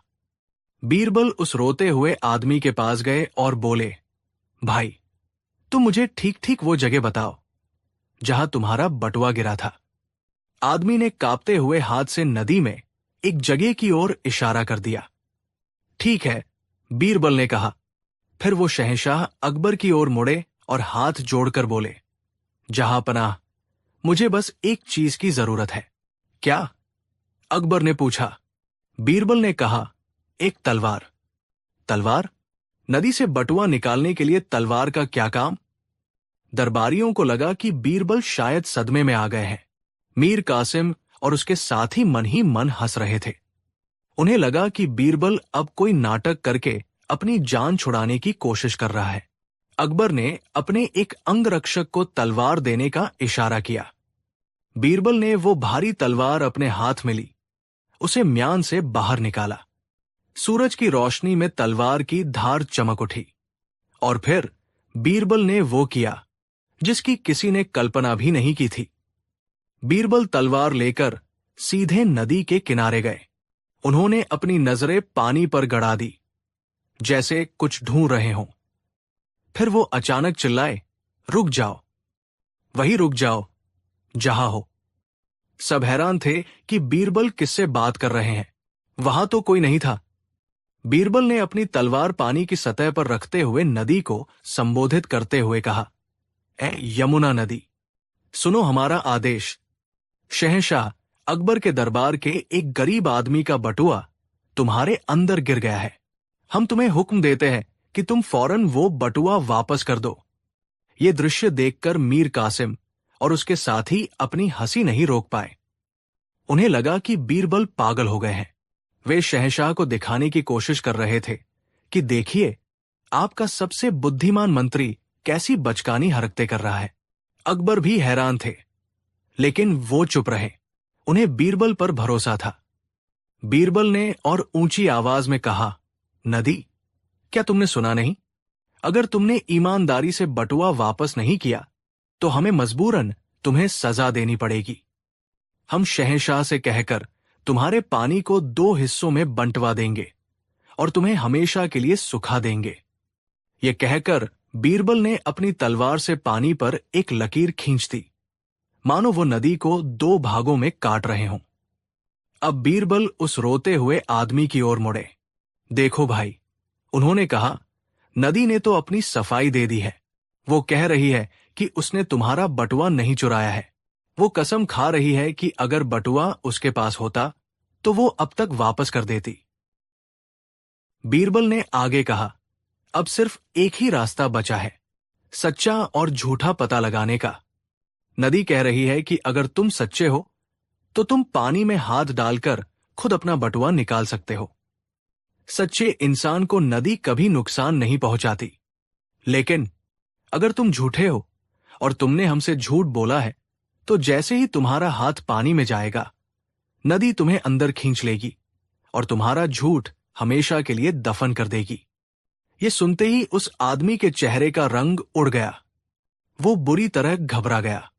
वो था तो एक झूठा और लालची इंसान, जिसे कुछ मोहरों के बदले ये नाटक करने के लिए भेजा गया था। उसे अपनी जान का खतरा महसूस होने लगा। बीरबल ने उसकी आंखों में डर पथ लिया। उन्होंने अपनी आवाज और कठोर करते हुए कहा, तो बोलो, क्या तुम सच्चे हो? क्या तुम नदी में हाथ डालने के लिए तैयार हो?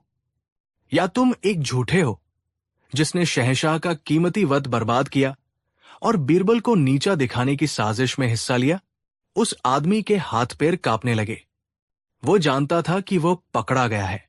वो तुरंत बीरबल के पैरों में गिर पड़ा और रोते हुए बोला, मुझे माफ कर दीजिए हुजूर, मुझसे गलती हो गई। मेरा कोई बटुआ नहीं गिरा है। मैं तो एक झूठा हूं। मुझे मीर कासिम साहब, शहबाज खान और मुल्ला इनायत ने ऐसा करने के लिए कहा था। उन्होंने मुझे 10 सोने की मोहरें देने का वादा किया था। जैसे ही उस आदमी ने तीनों का नाम लिया, मीर कासिम, शहबाज खान और मुल्ला इनायत के पैरों तले जमीन खिसक गई। उनके चेहरे सफेद पड़ गए।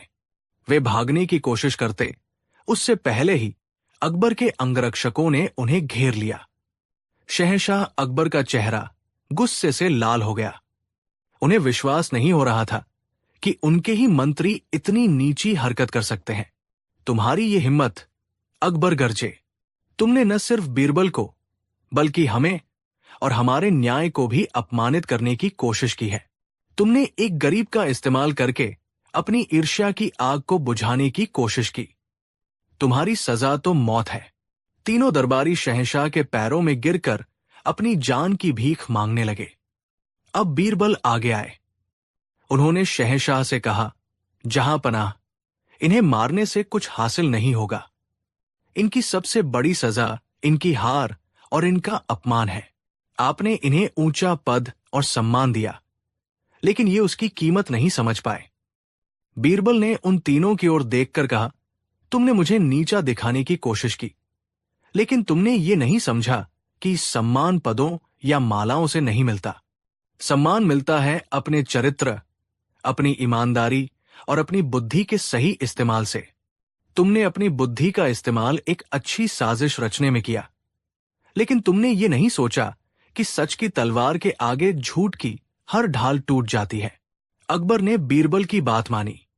उन्होंने उन तीनों को उनके पदों से बर्खास्त कर दिया और उन्हें 1 साल के लिए राज्य के सबसे दूर दराज के गांव में एक साधारण नागरिक की तरह रहने की सजा सुनाई, ताकि वे समझ सके कि असली सम्मान क्या होता है। शहंशाह अकबर ने बीरबल को गले लगा लिया। बीरबल, आज तुमने एक बार फिर साबित कर दिया कि तुम्हारी जगह कोई नहीं ले सकता। तुमने न सिर्फ अपनी इज्जत बचाई, बल्कि तुमने हमें यह भी सिखाया कि सबसे बड़े दुश्मन बाहर नहीं, बल्कि हमारे अपने दरबार में ईर्ष्या के रूप में छिपे हो सकते हैं। तुमने अपमान का जवाब अपमान से नहीं, बल्कि अपनी बुद्धि से देकर अपने कद को और भी ऊंचा कर लिया है। उस दिन के बाद दरबार में किसी ने भी बीरबल को नीचा दिखाने की हिम्मत नहीं की। सब समझ गए थे कि बीरबल की बुद्धि एक ऐसी ढाल है जिसे ईर्ष्या और साजिश के कोई भी हथियार भेद नहीं सकते। ये कहानी हमें सिखाती है कि जब कोई आपको नीचा दिखाने की कोशिश करे, तो उसका जवाब गुस्से या नफरत से नहीं, बल्कि अपनी शांति और विवेक से देना चाहिए, क्योंकि सच्ची जीत किसी को हराने में नहीं, बल्कि खुद को और बेहतर साबित करने में होती है। कहानी 5। आगरा का मुख्य बाजार अपनी पूरी रौनक पर था। सुबह का सूरज आसमान में चढ़ रहा था और उसकी सुनहरी किरणें दुकानों पर सजे सामानों पर पड़कर उन्हें और भी चमका रही थी। कहीं मसालों की तीखी महक थी, तो कहीं इत्र की मीठी खुशबू। कारीगर अपने औजारों से कलाकृतियां गढ़ रहे थे। व्यापारी ऊंची आवाज में अपने माल का बखान कर रहे थे और खरीदारों की भीड़ इस कोलाहल में अपनी जगह बना रही थी। इसी भीड़ में एक साधारण सा मजदूर, मोहन, अपने कंधे पर अनाज की एक भारी बोरी उठाए धीरे धीरे आगे बढ़ रहा था। पसीने की बूंदें उसके माथे से टपककर उसकी आंखों में जा रही थी, जिन्हें वो अपनी आस्तीन से पोंछ लेता। उसकी आंखों में थकान थी, लेकिन चेहरे पर अपनी मेहनत से 2 वक्त की रोटी कमाने की संतुष्टि भी थी। उसका ध्यान सिर्फ अपनी मंजिल पर था, जहां उसे ये बोरी पहुंचाकर अपनी दिन की मजदूरी लेनी थी। तभी अचानक उसका पैर एक पत्थर से टकराया और उसका संतुलन बिगड़ गया। उसके कंधे पर रखी भारी बोरी एक तरफ झुकी और उसका एक कोना वहां से गुजर रहे एक भव्य रेशमी वस्त्र पहने सेठ से जा टकराया। वो सेठ कोई और नहीं, बल्कि आगरा का सबसे अमीर और अहंकारी व्यापारी सेठ धनीराम था। धनीराम अपने 2 अंगरक्षकों के साथ बाजार में अपनी शान दिखाने निकला था। उसके रेशमी अंगरखे पर की गई सोने की कारीगरी सूरज की रोशनी में चमक रही थी और उसकी उंगलियों में पहनी हीरे की अंगूठियां उसकी दौलत का मौन प्रदर्शन कर रही थी। बोरी का कोना लगते ही धनीराम ऐसे उछला मानो किसी बिच्छू ने डंक मार दिया हो। उसने घृणा से अपने कीमती वस्त्र को झाड़ा और अपनी खून से लाल आंखों से मोहन को घूरा। अंधा है क्या, वो गरजा, देखकर नहीं चल सकता? जानता है ये लिबास कितने का है? तेरी 7 पुश्तें भी मिलकर इसे खरीद नहीं सकती। मोहन ने जल्दी से खुद को संभाला और बोरी को नीचे रखकर हाथ जोड़कर खड़ा हो गया। उसकी आवाज में डर और सम्मान दोनों था। क्षमा करे सेठ जी, भूल हो गई। मेरा पैर पत्थर से टकरा गया था। मैंने जानबूझकर ऐसा नहीं किया। लेकिन धनीराम का अहंकार 7वें आसमान पर था। उसे एक मामूली मजदूर का उसे छूना भी अपना घोर अपमान लगा। बाजार में सैकड़ों लोगों की नजरें अब उन पर थी और ये बात धनीराम के घमंड को और हवा दे रही थी। चुप रह, नीच कही के, वो चिल्लाया। तेरी हिम्मत कैसे हुई मुझसे जबान लड़ाने की? तू मुझे सिखाएगा कि क्या जानबूझकर हुआ और क्या भूल से? और इससे पहले कि मोहन कुछ और कह पाता, धनीराम ने अपना भारी हाथ हवा में उठाया और पूरी ताकत से एक तमाचा मोहन के गाल पर जड़ दिया। चटाक! वो आवाज बाजार के सारे शोर में जैसे घुल सी गई। लेकिन एक पल के लिए वहां सन्नाटा पसर गया। मोहन का सिर घूम गया और वो लड़खड़ाकर जमीन पर गिर पड़ा। उसके गाल पर 5 उंगलियों के निशान छप गए थे। पर उस शारीरिक चोट से कहीं ज्यादा गहरी चोट उसके आत्मसम्मान को लगी थी। उसकी आंखों में आंसू भर आए, लेकिन वे बाहर नहीं निकले। वे अपमान की आग बनकर उसके अंदर ही सुलगने लगे। भीड़ में कानाफूसी शुरू हो गई। किसी ने कहा, बेचारे गरीब पर हाथ उठा दिया। तो कोई बोला, सेठ जी का मिजाज ही गर्म है। लेकिन किसी की हिम्मत नहीं हुई कि धनीराम के सामने कुछ बोल सके। धनीराम ने घमंड से अपनी छाती चौड़ी की, जैसे कोई जंग जीत ली हो। उसने अपनी अंगूठियों वाली उंगलियों को झटकते हुए कहा, यह है तेरी गलती की सजा। अगली बार आंखें खोलकर चलना।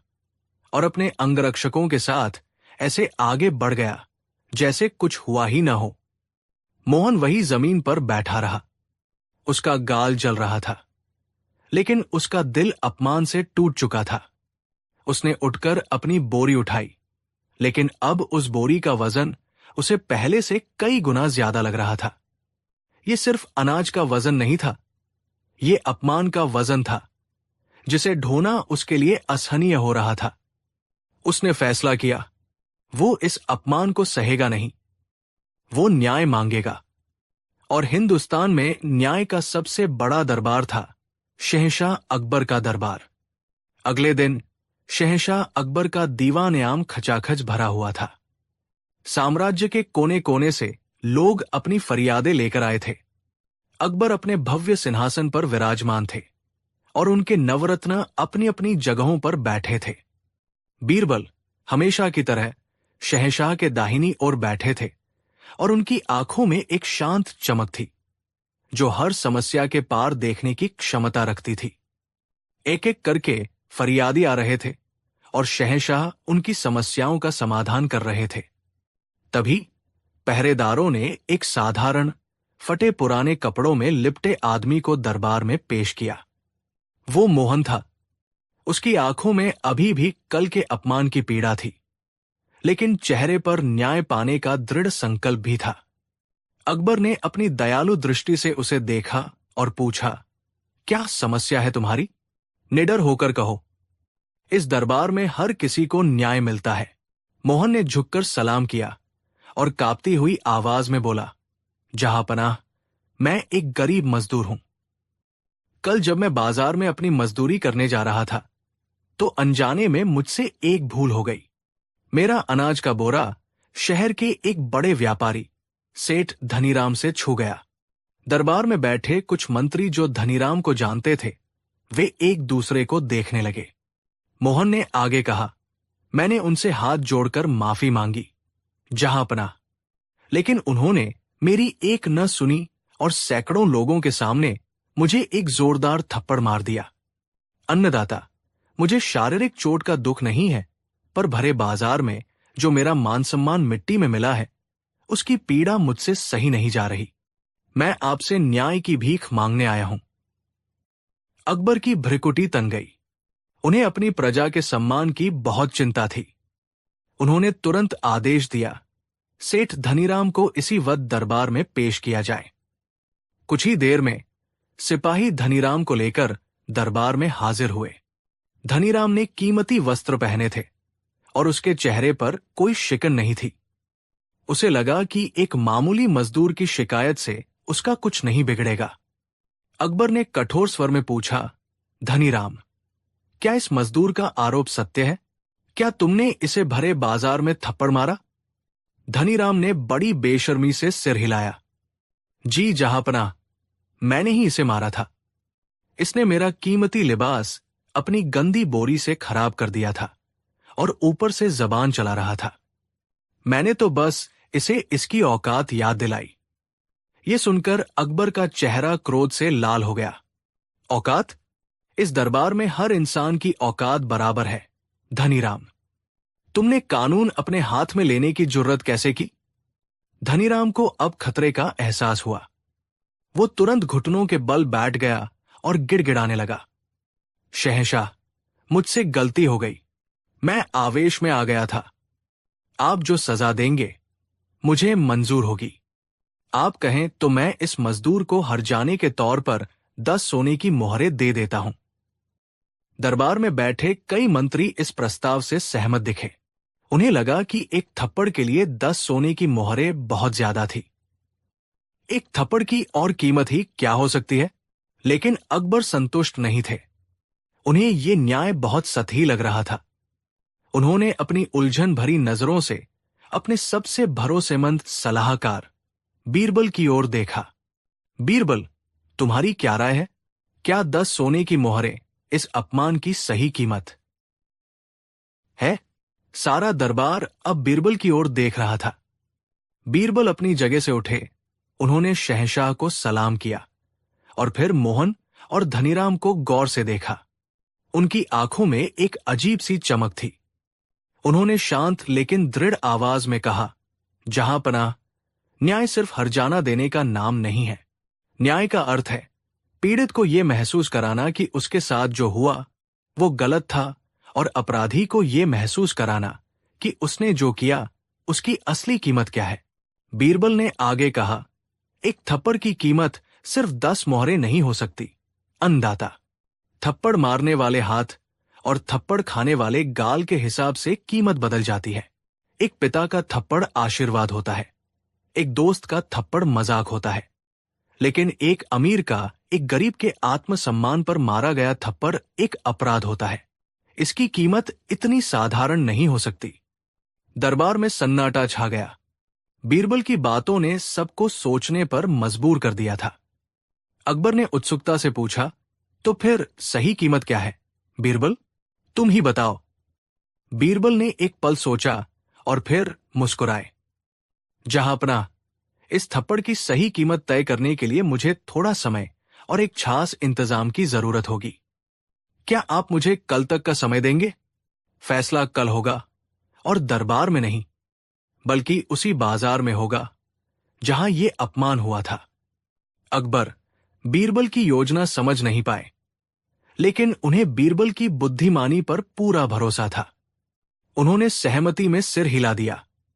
ठीक है बीरबल, जैसा तुम चाहो। कल हम सब उसी बाजार में मिलेंगे और देखेंगे कि तुम एक थप्पड़ की क्या कीमत लगाते हो। धनीराम हैरान था और मोहन की आंखों में उम्मीद की एक नई किरण जाग उठी थी। उसे भरोसा था कि बीरबल जो भी करेंगे वो सच्चा न्याय होगा। अगली सुबह आगरा का वही बाजार किसी छावनी में तब्दील हो गया था। शहंशाह अकबर के आने की खबर सुनकर हजारों लोगों की भीड़ जमा हो गई थी। सिपाही भीड़ को नियंत्रित करने की कोशिश कर रहे थे। ठीक उसी जगह जहां कल मोहन को थप्पड़ मारा गया था, शहंशाह के लिए एक मंच तैयार किया गया था। शहंशाह अकबर अपने नवरत्नों के साथ मंच पर विराजमान हुए। सेठ धनीराम और मजदूर मोहन को भी मंच के सामने पेश किया गया। धनीराम का चेहरा चिंता से पीला पड़ गया था, जबकि मोहन शांत खड़ा था। बीरबल ने शहंशाह से इजाजत ली और मंच के बीच में आए। उन्होंने अपने हाथ में एक थैली पकड़ी हुई थी, जिसमें सिक्कों की खनक साफ सुनाई दे रही थी। बीरबल ने धनीराम से कहा, सेठ धनीराम, तुमने कल इस मजदूर को एक थप्पड़ मारा था। आज न्याय का दिन है। फिर वो मोहन की ओर मुड़े और उसे वो थैली देते हुए कहा, मोहन, इस थैली में चांदी के 4,000 सिक्के हैं। ये सुनकर पूरे बाजार में हलचल मच गई। 4,000 सिक्के एक थप्पड़ के लिए। धनीराम की आंखें फटी की फटी रह गई। ये तो उसकी सोच से भी कहीं ज्यादा था। लेकिन बीरबल की बात अभी खत्म नहीं हुई थी। उन्होंने मोहन से कहा, मोहन, न्याय का पहला सिद्धांत है जैसे को तैसा। अब तुम आगे बढ़ो और सेठ धनीराम को ठीक उसी जगह और उतनी ही ताकत से एक थप्पड़ मारो जितनी ताकत से उसने तुम्हें मारा था। यह सुनकर तो जैसे भूचाल आ गया। धनीराम चिल्ला पड़ा, नहीं, ये अन्याय है जहांपना। एक मामूली मजदूर मुझ पर हाथ उठाएगा? ये मेरा घोर अपमान है। मैं शहर का सबसे प्रतिष्ठित व्यापारी हूं। अकबर भी बीरबल के इस फैसले से चौंक गए। उन्होंने पूछा, बीरबल, ये तुम क्या कह रहे हो? ये कैसा न्याय है? बीरबल मुस्कुराए और शहंशाह की ओर देखकर बोले, अन्नदाता, यही तो न्याय की जड़ है। कृपया मुझे अपनी बात पूरी करने दे। फिर वो धनीराम की ओर मुड़े। सेठ जी, आपको एक थप्पड़ खाने में अपना अपमान महसूस हो रहा है ना? आपको लग रहा है कि आपकी प्रतिष्ठा मिट्टी में मिल जाएगी। बस यही एहसास मैं आपको कराना चाहता था। यही वो एहसास है जो कल आपने इस गरीब मोहन को दिया था। इसकी भी अपनी प्रतिष्ठा है, इसका भी अपना आत्मसम्मान है, जिसे आपने अपनी दौलत के अहंकार में कुचल दिया। धनीराम निरुत्तर हो गया। उसके पास कहने को कुछ नहीं था। बीरबल ने मोहन से फिर कहा, मोहन, आगे बढ़ो और अपना बदला पूरा करो। ये शहंशाह का हुक्म है। मोहन धीरे धीरे आगे बढ़ा। उसके हाथ कांप रहे थे। उसने अपना हाथ उठाया। धनीराम ने डर और अपमान से अपनी आंखें बंद कर ली।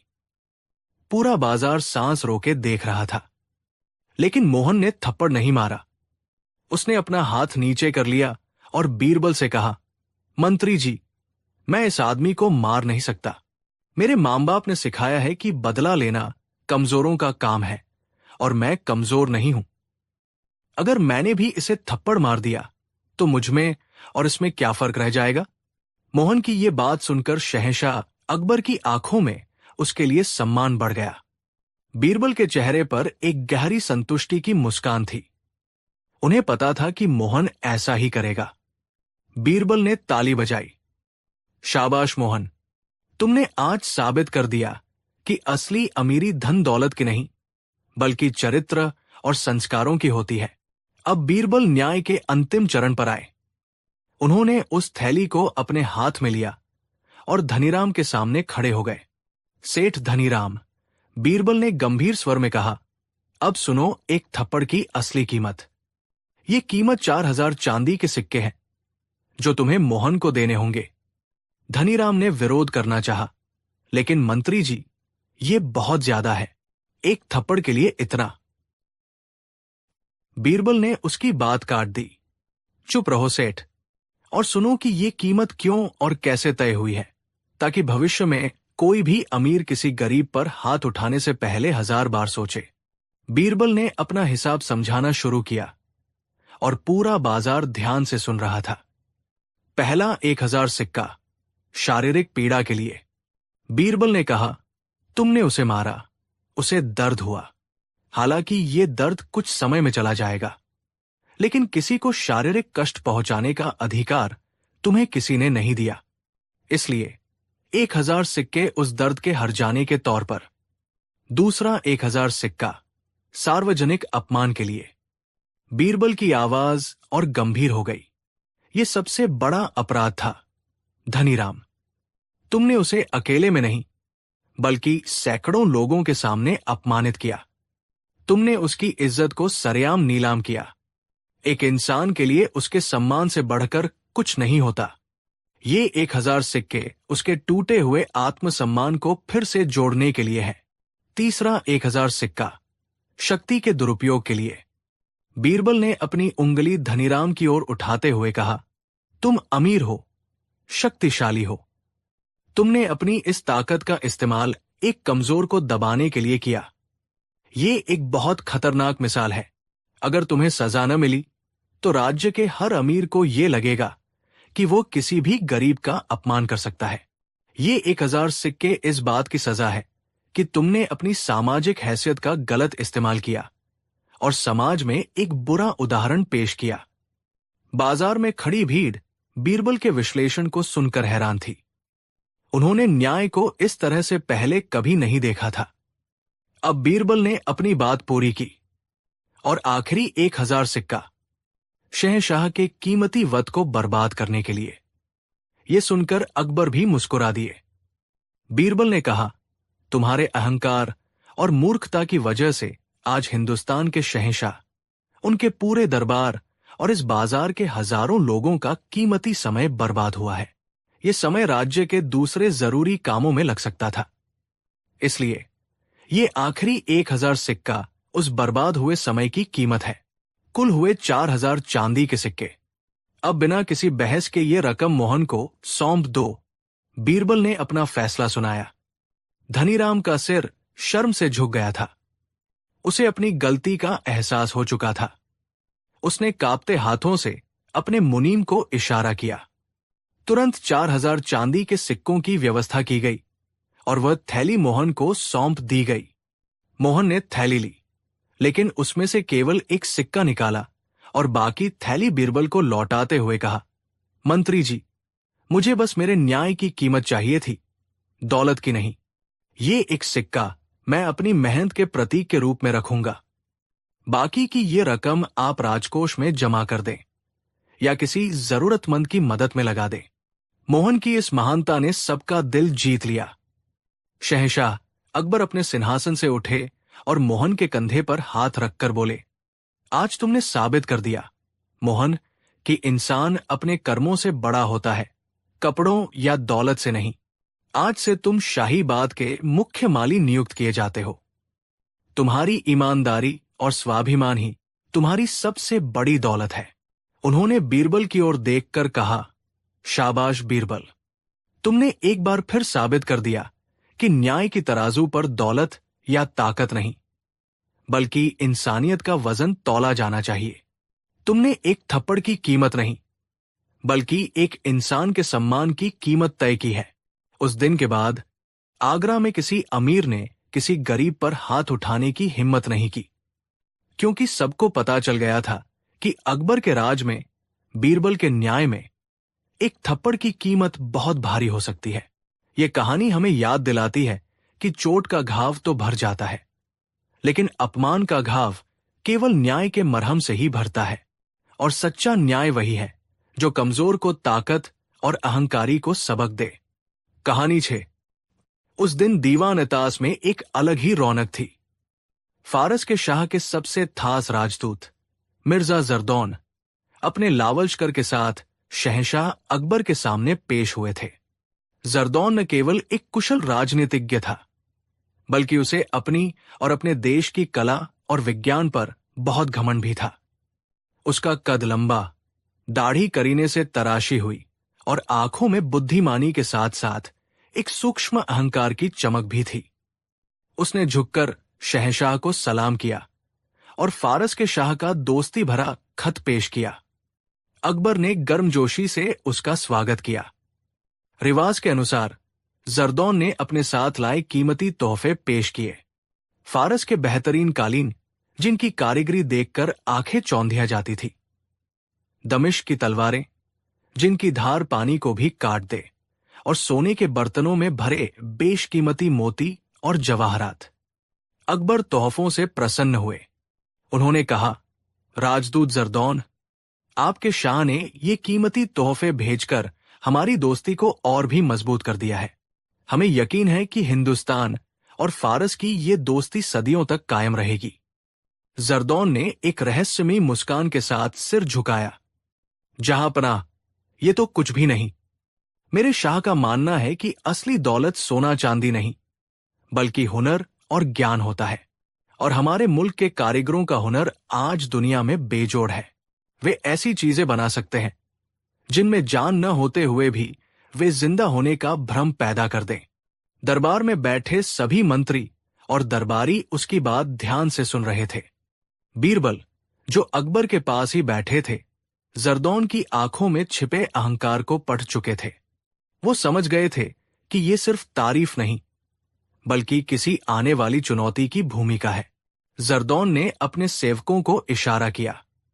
2 सेवक एक बड़े से संदूक को दरबार के बीचों बीच ले आए, जिसे मखमल के पर्दे से ढका गया था।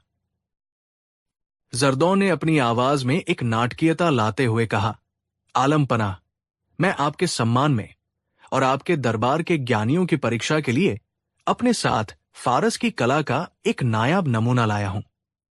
ये कहकर उसने पर्दा हटा दिया। पर्दा हटते ही पूरा दरबार एक पल के लिए सन्न रह गया। संदूक के ऊपर 2 इंसान बैठे थे। वे हूबहू एक जैसे थे।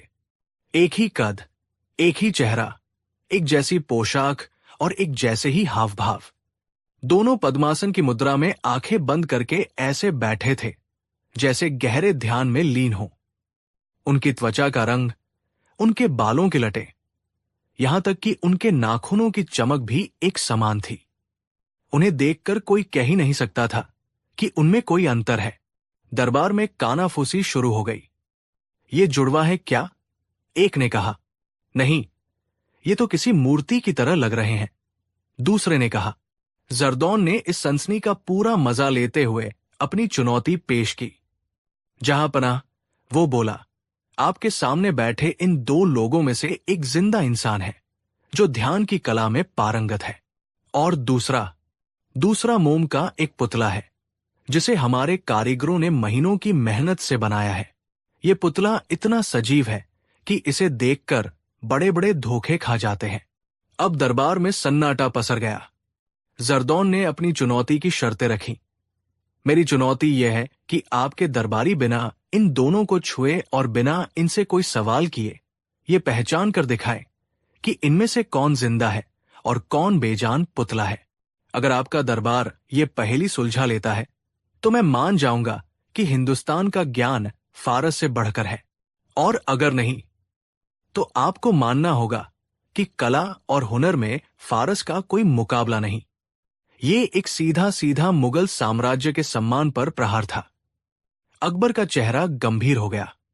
ये सिर्फ एक पहेली नहीं थी, ये 2 सल्तनतों के बीच बुद्धि की जंग थी। हार का मतलब था पूरी दुनिया के सामने शर्मिंदा होना। अकबर ने अपने दरबारियों की ओर देखा। क्या आप में से कोई है जो राजदूत जरदौन की इस चुनौती को स्वीकार करे? एक एक करके अकबर के सबसे काबिल मंत्री आगे आए। वित्त मंत्री टोडरमल ने उन दोनों को बहुत देर तक घूरा, लेकिन उन्हें कोई सुराग नहीं मिला। मुख्य सेनापति मान सिंह ने अपनी पैनी नजरों से उन्हें परखने की कोशिश की, लेकिन वह भी नाकाम रहे। शाही हकीम ने सांसों के उतार चढ़ाव को देखने की कोशिश की, लेकिन वो इंसान इतना सधा हुआ योगी था कि उसकी सांसें लगभग रुकी हुई सी प्रतीत हो रही थी। 1 घंटा बीत गया। दरबार का हर बड़ा ज्ञानी अपनी हार मान चुका था। राजदूत जरदौन के चेहरे पर जीत की मुस्कान चौड़ी होती जा रही थी। उसे लग रहा था कि उसने अकबर के दरबार को उसकी ही जमीन पर मात दे दी है। अकबर की नजरें अब चिंता से भर गई। उनकी सल्तनत की इज्जत दांव पर लगी थी। अंत में उन्होंने अपनी आखिरी उम्मीद की ओर देखा। बीरबल, शहंशाह की आवाज में एक आग्रह था। पूरी सल्तनत की लाज अब तुम्हारे हाथों में है। सारा दरबार अब बीरबल की ओर देख रहा था। राजदूत जरदौन ने भी तिरछी नजरों से बीरबल को देखा, मानो कह रहा हो, देखते हैं तुम क्या कर लेते हो। बीरबल अपनी जगह से उठे। उन्होंने शहंशाह को सलाम किया और फिर उन 2 मूर्तियों जैसे इंसानों के पास जाकर खड़े हो गए। उनकी आंखों में कोई घबराहट नहीं थी, बल्कि एक गहरी सोच और शांति थी। जहांपनाह, मुझे ये चुनौती स्वीकार है, बीरबल ने शांत स्वर में कहा, लेकिन इस पहेली को सुलझाने के लिए मुझे कुछ समय और दरबार के एक मसखरे, विदूषक की जरूरत पड़ेगी। ये सुनकर सब हैरान रह गए। एक मसखरा? इस गंभीर पहेली को सुलझाने में एक मजाक करने वाला क्या मदद करेगा? जरदौन के होठों पर व्यंग्य भरी मुस्कान तैर गई। उसे लगा बीरबल हार के डर से मजाक कर रहे हैं, लेकिन अकबर को बीरबल पर पूरा भरोसा था। उन्होंने तुरंत इजाजत दे दी। तुम्हें जो चाहिए मिलेगा बीरबल, पर याद रहे ये सिर्फ एक पहेली नहीं, हमारे साम्राज्य की प्रतिष्ठा का सवाल है। बीरबल के आदेश पर दरबार के सबसे मशहूर मसखरे मुस्तकीम को बुलाया गया। मुस्तकीम अपने मजाकिया अंदाज और हाजिर जवाबी के लिए जाना जाता था। वो समझ नहीं पा रहा था कि इतने गंभीर माहौल में उसे क्यों बुलाया गया है। बीरबल ने मुस्तकीम को एक तरफ ले जाकर उसके कान में कुछ कहा। मुस्तकीम की आंखें आश्चर्य से फैल गई, लेकिन उसने सिर हिलाकर सहमति दे दी। अब बीरबल उन दोनों आकृतियों के सामने आकर खड़े हो गए। उन्होंने राजदूत जरदौन से पूछा, राजदूत महोदय, क्या ये सच है कि इनमें से जो जिंदा इंसान है वो ध्यान और योग में इतना माहिर है कि वो बिना हिले डुले घंटों तक बैठ सकता है? जरदौन ने घमंड से कहा, बिल्कुल। उसे खास तौर पर इसी के लिए प्रशिक्षित किया गया है। दुनिया की कोई भी ताकत उसे विचलित नहीं कर सकती। बहुत खूब, बीरबल मुस्कुराए। तो चलिए परीक्षा शुरू करते हैं। बीरबल ने मुस्तकीम को इशारा किया। मुस्तकीम उन दोनों के सामने आया और अपनी कला का प्रदर्शन शुरू कर दिया। उसने एक के बाद एक कई मजेदार चुटकुले सुनाए। उसने ऐसी ऐसी हरकतें की कि दरबार में बैठे गंभीर से गंभीर मंत्री भी अपनी हंसी नहीं रोक पाए। पूरा दरबार ठहाकों से गूंज रहा था, लेकिन वे दोनों आकृतियां जस की तस बैठी रही। उनके चेहरे पर कोई भाव नहीं आया, कोई मुस्कुराहट नहीं, कोई हरकत नहीं। जरदौन की छाती गर्व से और फूल गई। उसने मन ही मन सोचा, मैंने कहा था ना, इसे कोई विचलित नहीं कर सकता। दरबारियों की उम्मीदें टूटने लगी। उन्हें लगा कि बीरबल का ये तरीका भी फेल हो गया, लेकिन बीरबल के चेहरे पर अभी भी वही शांत मुस्कान थी। उन्होंने मुस्तकीम को रुकने का इशारा किया। फिर बीरबल ने एक दरबान को बुलाया और उससे शाही बाट से एक फूल की पंखुड़ी लाने को कहा। दरबान तुरंत एक नाजुक सी गुलाब की पंखुड़ी ले आया। अब बीरबल ने उस पंखुड़ी को अपने हाथ में लिया और पहली आकृति के पास गए। उन्होंने उस पंखुड़ी से उस आकृति की नाक के पास धीरे धीरे गुदगुदी करने की कोशिश की। सबकी सांसें रुकी हुई थी, लेकिन उस आकृति पर कोई असर नहीं हुआ। वो पत्थर की तरह स्थिर रही। अब बीरबल दूसरी आकृति के पास गए। उन्होंने वही प्रक्रिया दोहराई। उन्होंने गुलाब की पंखुड़ी को उसकी नाक के पास ले जाकर धीरे धीरे सहलाना शुरू किया। 1 पल, 2 पल, 3 पल, कोई हरकत नहीं हुई। राजदूत जरदौन अब लगभग हंसने ही वाला था। उसे अपनी जीत साफ नजर आ रही थी। लेकिन तभी जैसे ही बीरबल ने पंखुड़ी को एक छास कोण पर नाक के ठीक नीचे छुआ, उस आकृति का सिर 1 मिलीमीटर के लिए बस एक बहुत ही मामूली सा, लगभग अदृश्य सा पीछे की ओर हटा। ये इतनी सूक्ष्म हरकत थी कि शायद किसी की नजर भी न पड़ती, लेकिन बीरबल की पारखी नजरें इसी 1 पल का इंतजार कर रही थी। बीरबल के चेहरे पर विजयी मुस्कान आ गई। वो सीधे हुए और शहंशाह अकबर की ओर मुड़कर पूरी दृढ़ता से ऐलान किया, जहांपनाह, पहेली सुलझ गई है। ये दूसरी आकृति ही जिंदा इंसान है और पहली वाली मोम का बेजान पुतला है। बीरबल के इस ऐलान के साथ ही दरबार में एक खामोश लहर दौड़ गई। राजदूत जरदौन का चेहरा सफेद पड़ गया। वो विश्वास नहीं कर पा रहा था कि बीरबल ने ये कैसे कर दिखाया। अकबर ने उत्सुकता से पूछा, लेकिन कैसे बीरबल? तुमने ये कैसे जाना? हमें तो कोई अंतर नजर नहीं आया। बीरबल ने झुककर सलाम किया और अपनी बुद्धिमानी का रहस्य खोलना शुरू किया। उनका हर शब्द सोने की तरह कीमती था। जहांपनाह, बीरबल ने समझाना शुरू किया। राजदूत जरदौन ने कहा था कि ये इंसान ध्यान में इतना पारंगत है कि कोई उसे विचलित नहीं कर सकता। उनकी ये बात सच थी। इसीलिए जब मसखरे ने चुटकुले सुनाए तो उस इंसान ने अपने मन पर नियंत्रण रखा और हंसने की इच्छा को रोक लिया। एक प्रशिक्षित योगी के लिए अपनी भावनाओं और मांसपेशियों पर काबू पाना संभव है। उन्होंने आगे कहा, लेकिन जहांपनाह, इंसान चाहे कितना भी बड़ा योगी क्यों न बन जाए, वो अपने शरीर की कुछ सहज और अनैच्छिक क्रियाओं, इनवॉलंटरी रिफ्लेक्सेस पर पूरी तरह से नियंत्रण नहीं पा सकता। ये क्रियाएं हमारे मस्तिष्क का हिस्सा होती है, हमारी इच्छा का नहीं। जब मैंने गुलाब की पंखुड़ी से उसकी नाक के पास गुदगुदी की, तो उसके शरीर ने एक स्वाभाविक प्रतिक्रिया दी।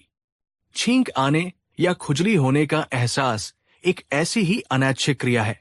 उसने अपनी पूरी ताकत से उस छींक को रोका, अपने शरीर को स्थिर रखा, लेकिन उस एहसास से बचने के लिए एक पल के लिए उसका सिर लगभग अदृश्य रूप से पीछे हटा। उसका मन तो नियंत्रण में था, पर उसका शरीर नहीं। एक बेजान पुतला ऐसा कभी नहीं कर सकता, क्योंकि उसमें जीवन की ये स्वाभाविक प्रतिक्रिया होती ही नहीं। बीरबल ने अपनी बात समाप्त करते हुए कहा, कला चाहे कितनी भी उत्तम क्यों न हो, जहांपनाह, वो जीवन का भ्रम पैदा कर सकती है, लेकिन जीवन की नकल नहीं कर सकती। जीवन की असली पहचान उसकी प्रतिक्रिया में छिपी है, स्थिरता में नहीं। बीरबल का यह विश्लेषण सुनकर पूरा दरबार वाह वाह कर उठा। शहंशाह अकबर गर्व से खड़े हो गए। उन्होंने बीरबल की पीठ थपथपाई। शाबाश बीरबल, तुमने आज सिर्फ एक पहेली नहीं सुलझाई, बल्कि तुमने ज्ञान और विवेक की एक नई परिभाषा गढ़ दी है। तुमने साबित कर दिया कि सबसे बड़ी पहेलियां भी सबसे साधारण सत्यों में छिपी होती है। बस उन्हें देखने के लिए पारखी नजर चाहिए। राजदूत जरदौन का सिर शर्म से झुक गया था। वो आगे बढ़ा और उसने बीरबल के सामने अपना सिर झुका दिया। मैं अपनी हार स्वीकार करता हूं, मंत्री बीरबल। हमारे कारीगर बेजान चीजों को जिंदा जैसा बना सकते हैं, लेकिन आप तो जिंदा और बेजान के बीच के उस महीन धागे को भी देख सकते हैं, जिसे कोई नहीं देख सकता। आपका ज्ञान सचमुच अतुलनीय है। मैं शहंशाह अकबर और पूरे हिंदुस्तान से अपने अहंकार के लिए माफी मांगता हूं। अकबर ने उदारता दिखाते हुए उसे माफ कर दिया और कहा, ज्ञान किसी एक देश की जागीर नहीं होता, राजदूत। हमें एक दूसरे के हुनर का सम्मान करना चाहिए, मुकाबला नहीं। उस दिन के बाद फारस और हिंदुस्तान की दोस्ती और भी गहरी हो गई। ये कहानी हमें सिखाती है कि दुनिया की सबसे जटिल समस्याओं का हल अक्सर सबसे सरल सिद्धांतों में छिपा होता है। बीरबल ने साबित कर दिया कि सच्ची बुद्धिमानी केवल किताबी ज्ञान में नहीं, बल्कि जीवन, प्रकृति और इंसान के व्यवहार की गहरी समझ में निहित है। उन्होंने दिखाया कि आंखें जो नहीं देख पाती, उसे एक तेज दिमाग और गहरी अवलोकन शक्ति देख सकती है। एक विदेशी राजदूत की चुनौती तो टूट गई, लेकिन बीरबल की बुद्धिमानी का परचम हमेशा के लिए और ऊंचा लहरा गया।